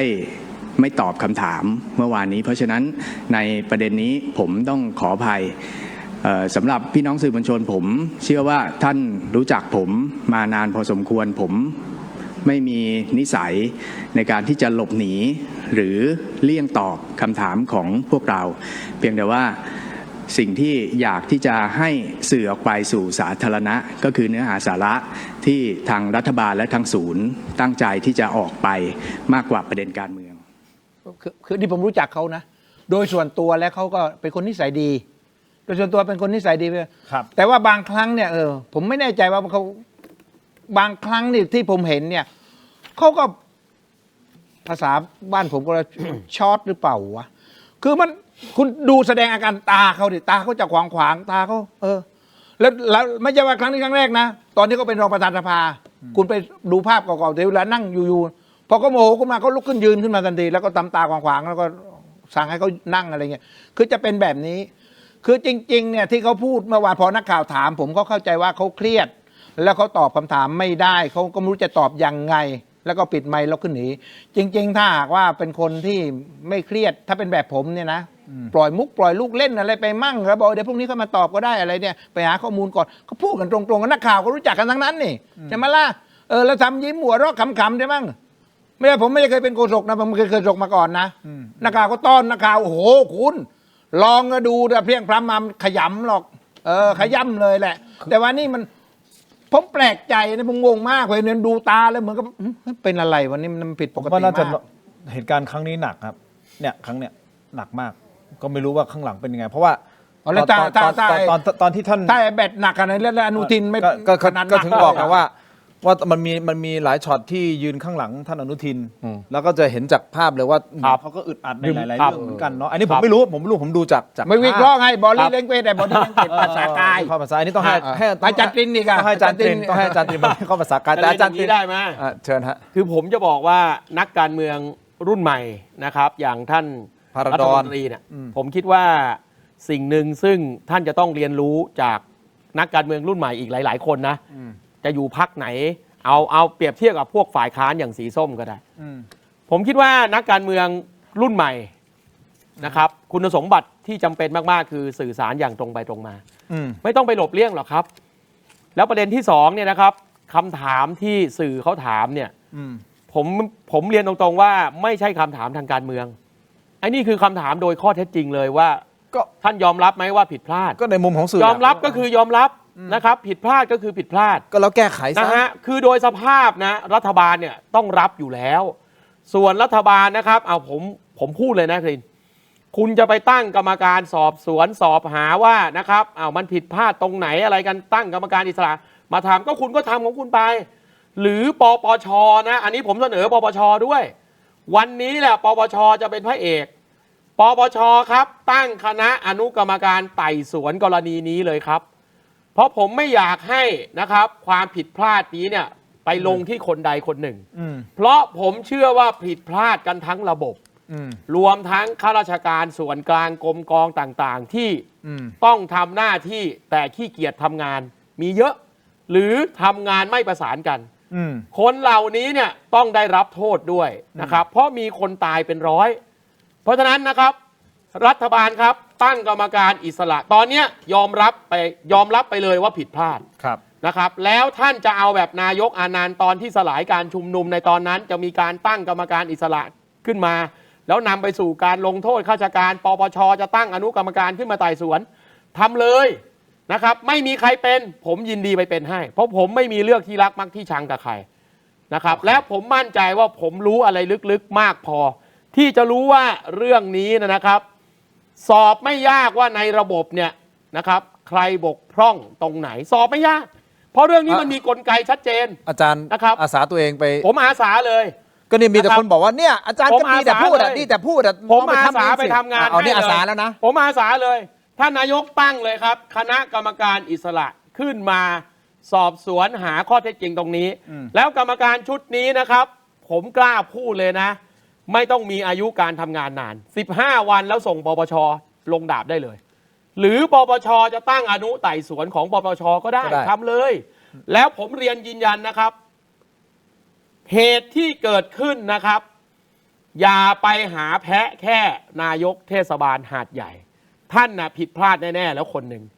แต่เชื่อว่าพวกที่กินเงินเดือนจากภาษีของเรา3คนและคนไทยอีก70ล้านน่ะ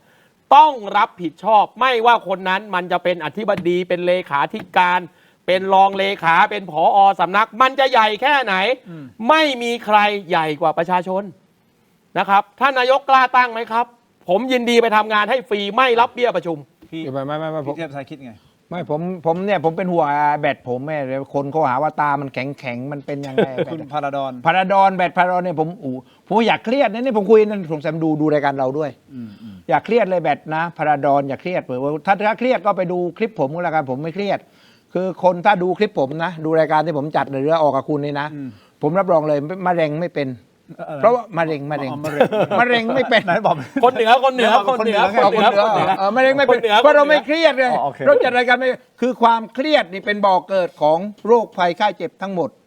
เวลาเราพูดการเมืองเราก็ต้องพูดการเมืองให้มันมีความสุข โอเค เราวิจารณ์กันตรงไปตรงมาอย่างคุณอนุทินอย่ามาว่าพวกผม คือผมใครเป็นนายก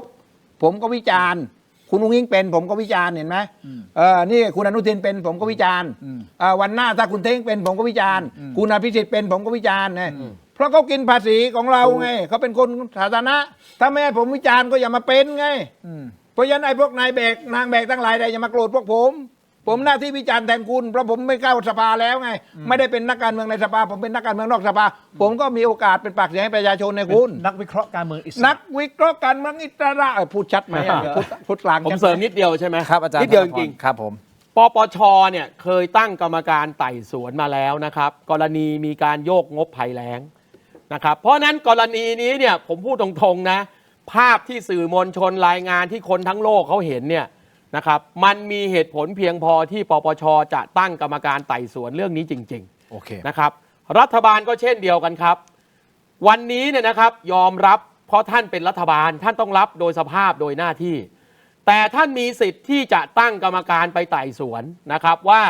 เรื่องนี้เนี่ยระบบมันผิดพลาดตรงไหนใครต้องรับผิดชอบ แล้วให้เวลานะครับไม่เกิน15 วันเนี่ยได้แน่นอนเพราะของพวกนี้ไม่ได้ยากอะไร โอเคงั้น นะครับ อาจารย์จ้าเสนอ ผมยินดี ตัวแล้ว ไม่รับเบี้ยประชุมไม่รับค่าใช้จ่ายใดๆจากรัฐบาลยินดีอดตาหลับขับตานอนหาความจริงให้ คุณผู้ชมครับ ไม่ยากเรื่องนี้ สุดท้าย ยังไม่จบยังไม่จบหมดแล้ว จบแล้ว จบแล้ว ไม่ยาก แต่ผมมีคำถามหนึ่งก่อนที่จะไปตรงนั้นคำถามนี้ประเด็นสำคัญนะครับคือวันที่ 12 ธันวาคมเขามีการคาดการณ์ว่าอาจจะมีโอกาสในการยุบสภาก่อนกำหนดคือวันที่ 31 มกราใช่ไหมที่เขากำหนดไว้ แต่เหตุการณ์ครั้งเนี้ยของน้ำท่วมอ่ะมันจะเป็นตัวเร่งที่จะให้ยุบสภาเร็วขึ้นหรือเปล่าท่านสองท่านมองยังไง และถ้าสมมติ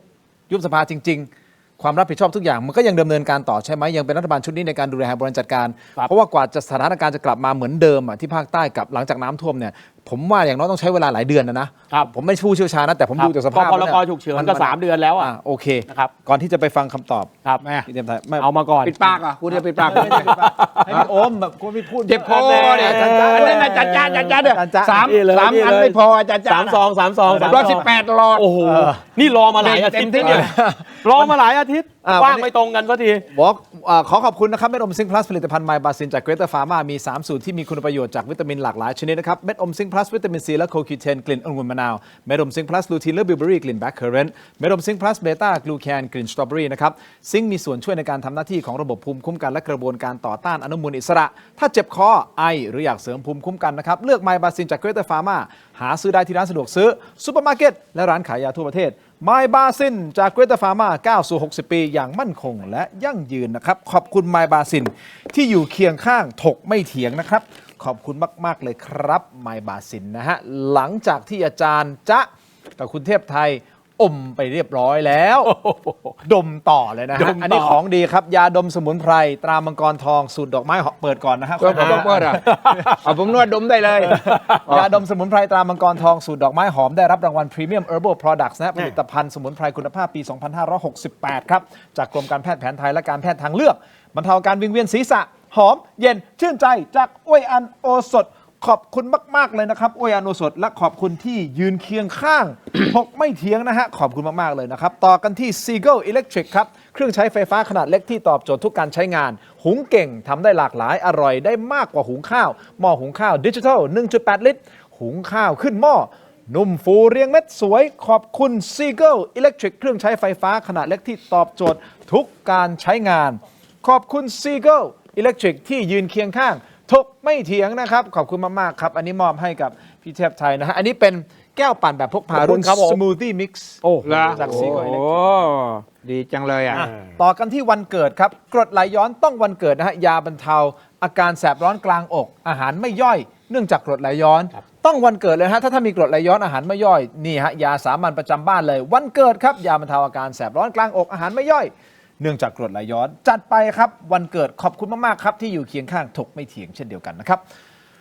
ต่อกันที่เบรกครับก้าวล้ำไปอีกขั้นกับนวัตกรรมความปลอดภัยล่าสุดนะฮะ Compact Primo Gen 2 สูตรผ้าเบรกเกรดพรีเมียมมาพร้อมกับเทคโนโลยีใหม่ Zero Water Absorption Technology ที่เพียบพร้อมไปด้วยมาตรฐานความปลอดภัยระดับโลกนะครับพร้อมแล้วที่จะทำให้ทุกเส้นทางอยู่ในคอนโทรลของคุณจัดจำหน่ายแล้ววันนี้ที่ร้านอะไหล่ชั้นนำทั่วประเทศและ Compact Premium Service Center Compact Primo Gen 2 All in Control ขอบคุณนะครับ Compact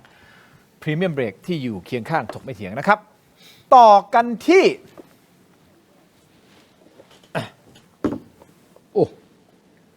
เล่นใหญ่นิดหนึ่ง เยอะ โอ้โหเปล่าหรอกผมขอพักนิดหนึ่งเพราะว่าใช้เสียงเยอะ ผมสู้อาจารย์จ๊ะไม่ได้อาจารย์จ๊ะนี่ฮะ ขอบคุณครับ อันนี้อะไรครับ ยา เนี่ย ธาตุน้ำขาว 49 บาท ฝา ครับ สีฟ้าตาหารคู่นะครับ ครับ มาตรฐานสากลหาซื้อง่าย ตามร้านขายยาแผนปัจจุบันทั่วไป ราคาเพียง 49 บาทเข้าถึงง่ายจาก HK Pharmaceutical นะครับยาธาตุน้ำขาว 49 บาท ฝาสีฟ้าตราหารคู่ ขอบคุณมาก ๆ ครับ มาตรฐานสากลนะครับ ที่อยู่เคียงข้างถกไม่เถียงด้วยนะครับยาธาตุน้ำขาวตราหารคู่ครับ ขอบคุณครับ ต่อกันที่นวัตกรรมใหม่ Bentrek Thai Screen นะครับ จอเสริมสุดล้ำที่สามารถทำงานพร้อมกันได้ถึง 4 หน้าจอในเวลาเดียวกัน ด้วยความคมชัดระดับ Full HD เสียบสาย USB เชื่อมต่อง่ายสุดๆนะฮะ USB Type C ก็ใช้งานได้ทันที น้ำหนักเบาด้วยนะครับ แล้วก็พกพาสะดวกด้วยคุณผู้ชม ถ้าคุณผู้ชมสนใจ อยากจะเป็นเจ้าของนะครับ มี 2 ขนาดให้เลือกด้วยกัน 16 นิ้วกับ 14 นิ้ว นี่นะฮะ เข้าไปที่ Facebook ของ Tero Digital อย่าพลาดตอนสั่งซื้อ ใส่โค้ด Let's Play AI Let's Play AI รับส่วนลดทันที 2,000 บาท มีคนทักมาบอกว่ามารายการนี้คุ้มมาก ๆ ขอแจกเยอะ ต้องเอาปิกอัพมาขนเนี่ยผมดูแล้ววันหลังมารายการนี้พาปิกอัพมาดีกว่า ขอบคุณครับ ขนกันไปเลย ขออีกอันหนึงได้ไหมไหน ๆ ก็จะขายของแล้ว ไปที่ Shopee Lazada หรือว่า TikTok หรือว่า Facebook พิมพ์คำว่า CHOL ครีมทามือ อันนี้คือครีมทามือสูตรน้ำมันหอมระเหยของผมเองนะครับ ผมขายในห้างสรรพสินค้าชั้นนำนะฮะไอคอนสยามนะเซ็นทรัลเวิลด์เอ็มคอร์เทียนะครับคิงพาวเวอร์นะครับนี่ฮะครีมทามือมีสารสกัดธรรมชาติแท้ๆเลย ไม่มีน้ำหอมครับ ไม่มีน้ำหอมผสมครับ เป็นครีมทามือที่เราตั้งใจทำขึ้นมาเพื่อที่จะให้เป็นตัวเปิดใจ เพราะว่าจริงๆผมขายผลิตภัณฑ์ที่เกี่ยวกับน้ำมันหอมระเหยอยู่แล้วเป็นเกล็ดบำบัดอยู่แล้วนะครับอันนี้เรามาใส่ในครีมทามือไม่เหนียวเหนอะหนะนะครับทาปุ๊บเนี่ยลื่นปื๊ดกลิ่นหอมด้วยมี 2 สูตรให้เลือกด้วยกัน เข้าไปซื้อได้เลย หรือว่าถ้าท่านดูรายการอยู่ณตอนนี้เฮ้ยอยากจะซื้อตอนนี้ทำยังไง กดเข้าไปที่ตะกร้าหน้า YouTube ตอนนี้นะครับกดไปเสร็จปุ๊บเนี่ยมันจะพาคุณไปหน้าช้อปปิ้งเลยช้อปปิ้ง ถ้าผมซื้อแล้วเอามาทาหน้าได้ใช่ไหมมันทามือได้มันก็ต้องทาหน้าผมได้สิ อาจารย์มันกลับกันฮะอันไหนที่ทาหน้าได้ทามือได้ ครับ อะไรที่ทา แต่ มื ถ้า อได้ ทามือแล้วไม่ควรเอามาทาหน้า ผมก็อยากจะเห็นอาจารย์ทาหน้าดูลองดูฮะ ลองเอามาเลย มีเปล่าเดี๋ยวผมทาเลย จริงว่าอาจารย์ เอามันก็ผิวหนังเหมือนกันไง ก็โอเค แค่ทามือได้ แต่อันนี้มันเป็น ทาห สูตร ไม่ สำห ได้ รับทามือ ครับ แต่ ผม ทาหน้าผมก็มี ครับผม SN24 ครีมกันแดด ก็ผมอยาก ไฮบริด เอามา ซันสกรีนครีมกันแดดตัวนี้ดี คือ นะอันนี้ ผม เป็น อยาก จะลองอาจารย์ อยากจะลองไง อ๋ออยากลอง อยากลอง ลองก่อนใช่ไหม ไหนลองเอามาทาดูหน่อย อยากลองใช่ไหมอาจารย์ เอามาลองก่อน อยากลองใช่ไหมอาจารย์ ลองทามือ ต้องทาหน้าสิ ก็ตาเนี่ย อ่ะ คุณก็ ทา บี มือบ ก่อนทามือก่อน คุณบีบในฝ่ามือนี่ก็ได้ทาหน้า อ๋อปุ๊บแล้วก็นี่แล้วก็ทาอั นนี้ก่อนใช่ไหม เทปไทยโดน ไหนลองมาทาหน่อย ผมไม่ได้ทาหน้านะ นี่ผมทาหน้าผากเล โอ้ ย อย่างนั้นเลยอาจารย์ เอ้ามันก็ เอามือนี่เอา นี่ เอ้ย เป็นไง กินหอม โอเคไหมแล้วมันไม่เหนียวเหนอะหนะด้วยปุ๊บ เห็นไหม ลื่นปื๊ดเนี่ยปึ๊บ มา ฮะ ใช่ไหมทำไม คือมือหอมแน่ ฮะ นี่ผมทาด้วยเนี่ยจมูกก็ทาเห็นไหม อาจารย์ทาหน้า ทา ทาให้คุณทาหน้าด้วย อ้าว ทาฮะเอาพิสูจน์ให้เห็นไงนะครับ พิสูจน์ให้เห็นว่าก็เป็นผิวหนังใช่ไหม โอเค โอเคครับเราค้างคำถามอะไรนะผมจำไม่ได้ ยุบสภา คุยกันสนุกสนาน ผมช่วยจำ อ่ะ ช่วย วัน จำ อีกสิ อ่ะ ยาวยุบสภาวิเคราะห์กันยาวอะพอมาอีกวันไอ้โบมันจัดมาอีกวันหนึ่ง เอาสั้นๆเวอร์ชั่นสั้น เวอร์ชันสั้น สรุปก็แล้วกัน คิดว่าจะยุบสภาในวันที่ 12 ธันวาคมนี้ไหมฮะ อยู่ที่พรรคเพื่อไทย เพื่อไทยคนเดียวตอนนั้นแหละถ้าเพื่อไทยยื่นมา12ก็ยุบ แล้วเพื่อไทยมันกล้าแล้วเปล่าล่ะตอนนี้มันรู้ว่าอนุทินขาลงอยู่แล้วเนี่ยอนุทินก็คุยแล้วไฟบังคับอ่ะคราวนี้พรรคเพื่อไทยเนี่ยเขาคุยกับพรรคส้มอยู่ไงพรรคส้มก็ขอไงว่าขอให้โหวตและแก้ไขรัฐธรรมนูญให้เสร็จวาระ3ไงแต่ถ้าหากว่าไม่รับเงื่อนไขที่เท้งไปคุยนะผมว่า12เนี่ยแหละแต่ว่าถ้าผมเป็นพรรคเพื่อไทยนะวันที่12ผมยื่นเลยยุบเลยไหนๆมันก็สารวัตรเตี้ยลงอยู่แล้วนี่อนุทินอ่ะแล้วไม่ตีตอนนี้อ่ะเหล็กไม่ตีตอนร้อนมาตีตอนไหนล่ะก็เอาสิก็ไม่ต้องกลัวว่าไม่มีคนจะแก้ไอ้ปัญหาน้ำท่วมโตรัฐบาลรักษาการก็ทำแค่นั้นแหละข้าการประจำก็ทำได้อยู่แล้วผมไม่ต้องกลัวผมว่าผมยุนะ ยุเลย นะจุลพันธ์ไอ้นิม เดี๋ยว คุณจะทักผ่านรายการเลยเหรอฮะ ไม่ผมบอกเขาให้ส่งสัญญาณไปเขาว่านิมจุลพันธ์ฟังพี่น้อง ฟังพี่ แล้วจะได้ดีวันที่ 12 ยื่นยติอภิปรายไม่ไว้วางใจตามมาตรา 151 แล้วก็อนุทินกลัวขี้อดตัวไหนยุบเลย เอาอย่างนี้ อาจารย์จ๊ะมองตรงกันไหมฮะ เอาข้อมูลจริงเลยดีกว่า พี่โบ นะครับวันเนี้ยคุณอนุทินเนี่ยนะครับพร้อมยุบทุกลมหายใจ เพราะว่านะครับร่างประกาศเนี่ยนะครับเขาทำไว้ 3 แบบเรียบร้อยแล้ว อยู่บนโต๊ะคุณอนุทินเรียบร้อยแล้วนะครับเรียกง่ายๆว่านะครับยื่นเมื่อไหร่ก็ยุบเมื่อนั้น แต่ผมให้ข้อมูลอีกอันหนึ่งนะครับคือกระบวนการในการยุบสภาเนี่ยนะครับเมื่อวันอังคารที่แล้วเนี่ยได้มีการคณะรัฐมนตรีได้นะครับได้ให้ความเห็นชอบร่างพระราชกฤษฎีกาเรียกประชุมสภาผู้แทนราษฎรสมัยวิสามัญนะครับเพื่อพิจารณาการแก้ไขรัฐธรรมนูญในวาระ2นะครับเพราะฉะนั้นแล้วเนี่ยนะครับผมจะบอกว่าแบบธรรมเนียมแม้จะไม่ใช่ข้อกฎหมายแต่เขาเรียกว่าประเพณีทางการเมืองนะครับก็เป็นสิ่งที่รัฐบาลหรือนายกรัฐมนตรีหรือแม้แต่นักการเมืองทุกคนเนี่ยนะครับก็จะต้องมีกฎเกณฑ์ตรงนี้ในการทำหน้าที่ด้วยพูดตรงๆนะครับถ้าคิดว่าจะต้องยุบสภาหรือว่าฝ่ายค้านเนี่ยนะครับจะยื่นอภิปรายกันแน่ๆเนี่ยนะครับก็ไม่ควรที่จะต้องไปเปิดสภาสมัยวิสามัญอันนี้ผมว่าในเชิงกระบวนการนะครับแต่ในเมื่อรัฐบาลได้ตัดสินใจแล้วนะครับว่าจะมีการเปิดประชุมสภาตาม MOA นะครับก็แสดงว่าคุณอนุทินเนี่ยมีความมั่นใจว่านะครับการโหวตรัฐธรรมนูญเนี่ยจะต้องเสร็จสิ้นก่อนนะครับถึงจะยุบสภาผมเข้าใจฮะเหลี่ยมคูทางการเมืองเข้าใจดีแต่ผมจะบอกว่าแม้ว่าจะมีเหลี่ยมคูทางการเมืองอะไรกันเนี่ยแต่บ้านเมืองของเราเนี่ยมันมีแบบธรรมเนียมในการปฏิบัตินะครับเพราะนั้นปัจจัยนี้เนี่ยนักการเมืองทุกคนอันนี้ไม่ว่าจะฝ่ายค้านหรือฝ่ายรัฐบาลนะครับผมเรียนว่าทุกคนทราบดีนะครับว่ามันมีแบบแผนมันมีประเพณีทางการเมืองที่ทุกคนเนี่ยนะครับเขาเข้าใจกฎกติกาตรงนี้ดีนะครับเพราะนั้นในเมื่อกระบวนการตรงนี้เนี่ยมันได้เดินหน้าไปแล้วเนี่ยนะครับผมเชื่อว่าวันนี้นะครับโอกาสที่จะได้เห็นนะครับMOA ที่พวกสีส้มเขาปรารถนาเนี่ยนะครับณวันนี้เนี่ยมีโอกาสสูงกว่าการยุบสภาแต่ถามว่าคุณอนุทินพร้อมยุบไหมพร้อมมากนะครับเพียงแต่ขั้นตอนกระบวนการในการตรากฎหมายและธรรมเนียมปฏิบัติเนี่ยนะครับผมคิดว่าทุกฝ่ายเนี่ยเขาคำนึงถึงนะครับสุดท้ายพี่เทพไทยจะมีอะไรเพิ่มเติมถ้าไม่มีอะไรเพิ่มเติมผมขออีกนิดเดียวครับผมการที่ตั้งคุณธรรมนัสพรหมเผ่าเพราะตั้งแต่ตอนแรกเนี่ยมันโทษนะทางการเมืองมันเป็นการเหมือนโยนอะไรอะโยนเผือกร้อนให้หรือเปล่าไม่มันก็โหคุณธรรมนัสเนี่ยนะคุณอนุทินเนี่ยกับคุณธรรมนัสเนี่ยคือคุณอนุทินก็รู้ไงว่าแกได้เป็นนายกตอนนี้เพราะคุณธรรมนัสแต่คุณธรรมนัสไม่พลิกขั้วแกก็ไม่ได้เป็นนายกรัฐมนตรีแล้วแกก็กล้าตั้งคุณธรรมนัสเป็นรัฐมนตรีแล้วก็แกก็ต้องกระเตงไปอยู่อย่างนี้แหละขุดหลุมให้ไหมไม่เนาะไม่หรอกผมว่าคุณอนุทินไม่ผมว่าแกไม่ก็ได้มีชั้นเจออะไรคุณอนุทินเป็นคนที่แบบว่าผมว่านะที่รู้จักมานะเป็นคนน่ารักแกคิดอย่างนี้แหละว่าโอเค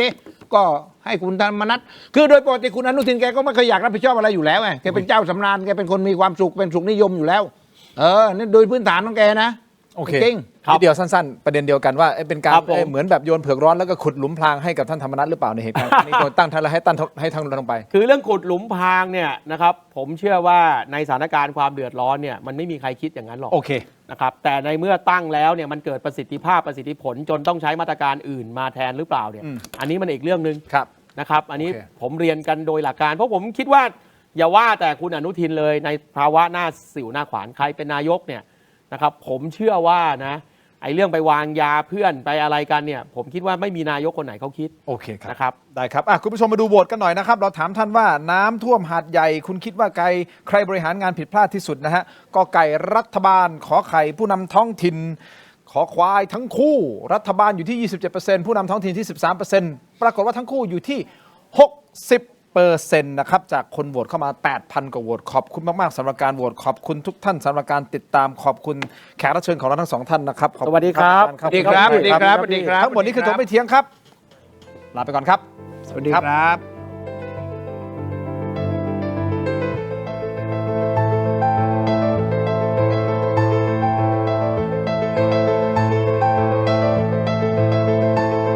ากคุณไม่อยากพลาดถกไม่เถียงตอนเด็ดๆและไม่อยากพลาดเทคนิคความรู้แนวทางในการต่อสู้กับปัญหาที่สักวันหนึ่งอาจจะเกิดขึ้นกับคุณก็ได้นะครับอย่าลืมกดไลค์กดแชร์กด Subscribe กดกระดิ่งช่องเทโรดิจิทัลนะครับเป็นกำลังใจให้กับถกไม่เถียงด้วยครับมีคุณผู้ชมถามเข้ามามากมายนะครับว่าถกไม่เถียงมีวิธีการร้องทุกข์อย่างไรเรามีขั้นตอนง่ายๆดังต่อไปนี้ครับเริ่มต้นจากสแกน QR Code นี้เลยครับ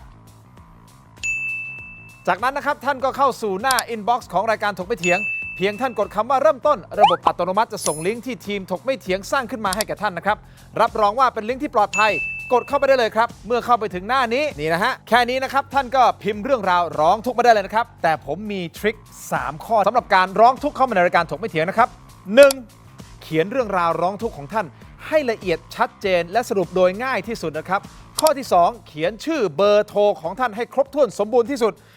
และข้อที่ 3 ถ้าท่านมีภาพคลิปวิดีโอกล้องวงจรปิดหรือหลักฐานต่างๆนะครับส่งเข้ามาที่อินบ็อกซ์ของเราได้เลยครับเพียงเท่านี้นะครับเรื่องราวร้องทุกข์ของท่านก็จะเข้าสู่ระบบหลังบ้านของถกไม่เถียงอย่างแน่นอนนะครับอย่าลืมนะครับเดือดร้อนไร้ที่พึ่งนึกถึงถกไม่เถียง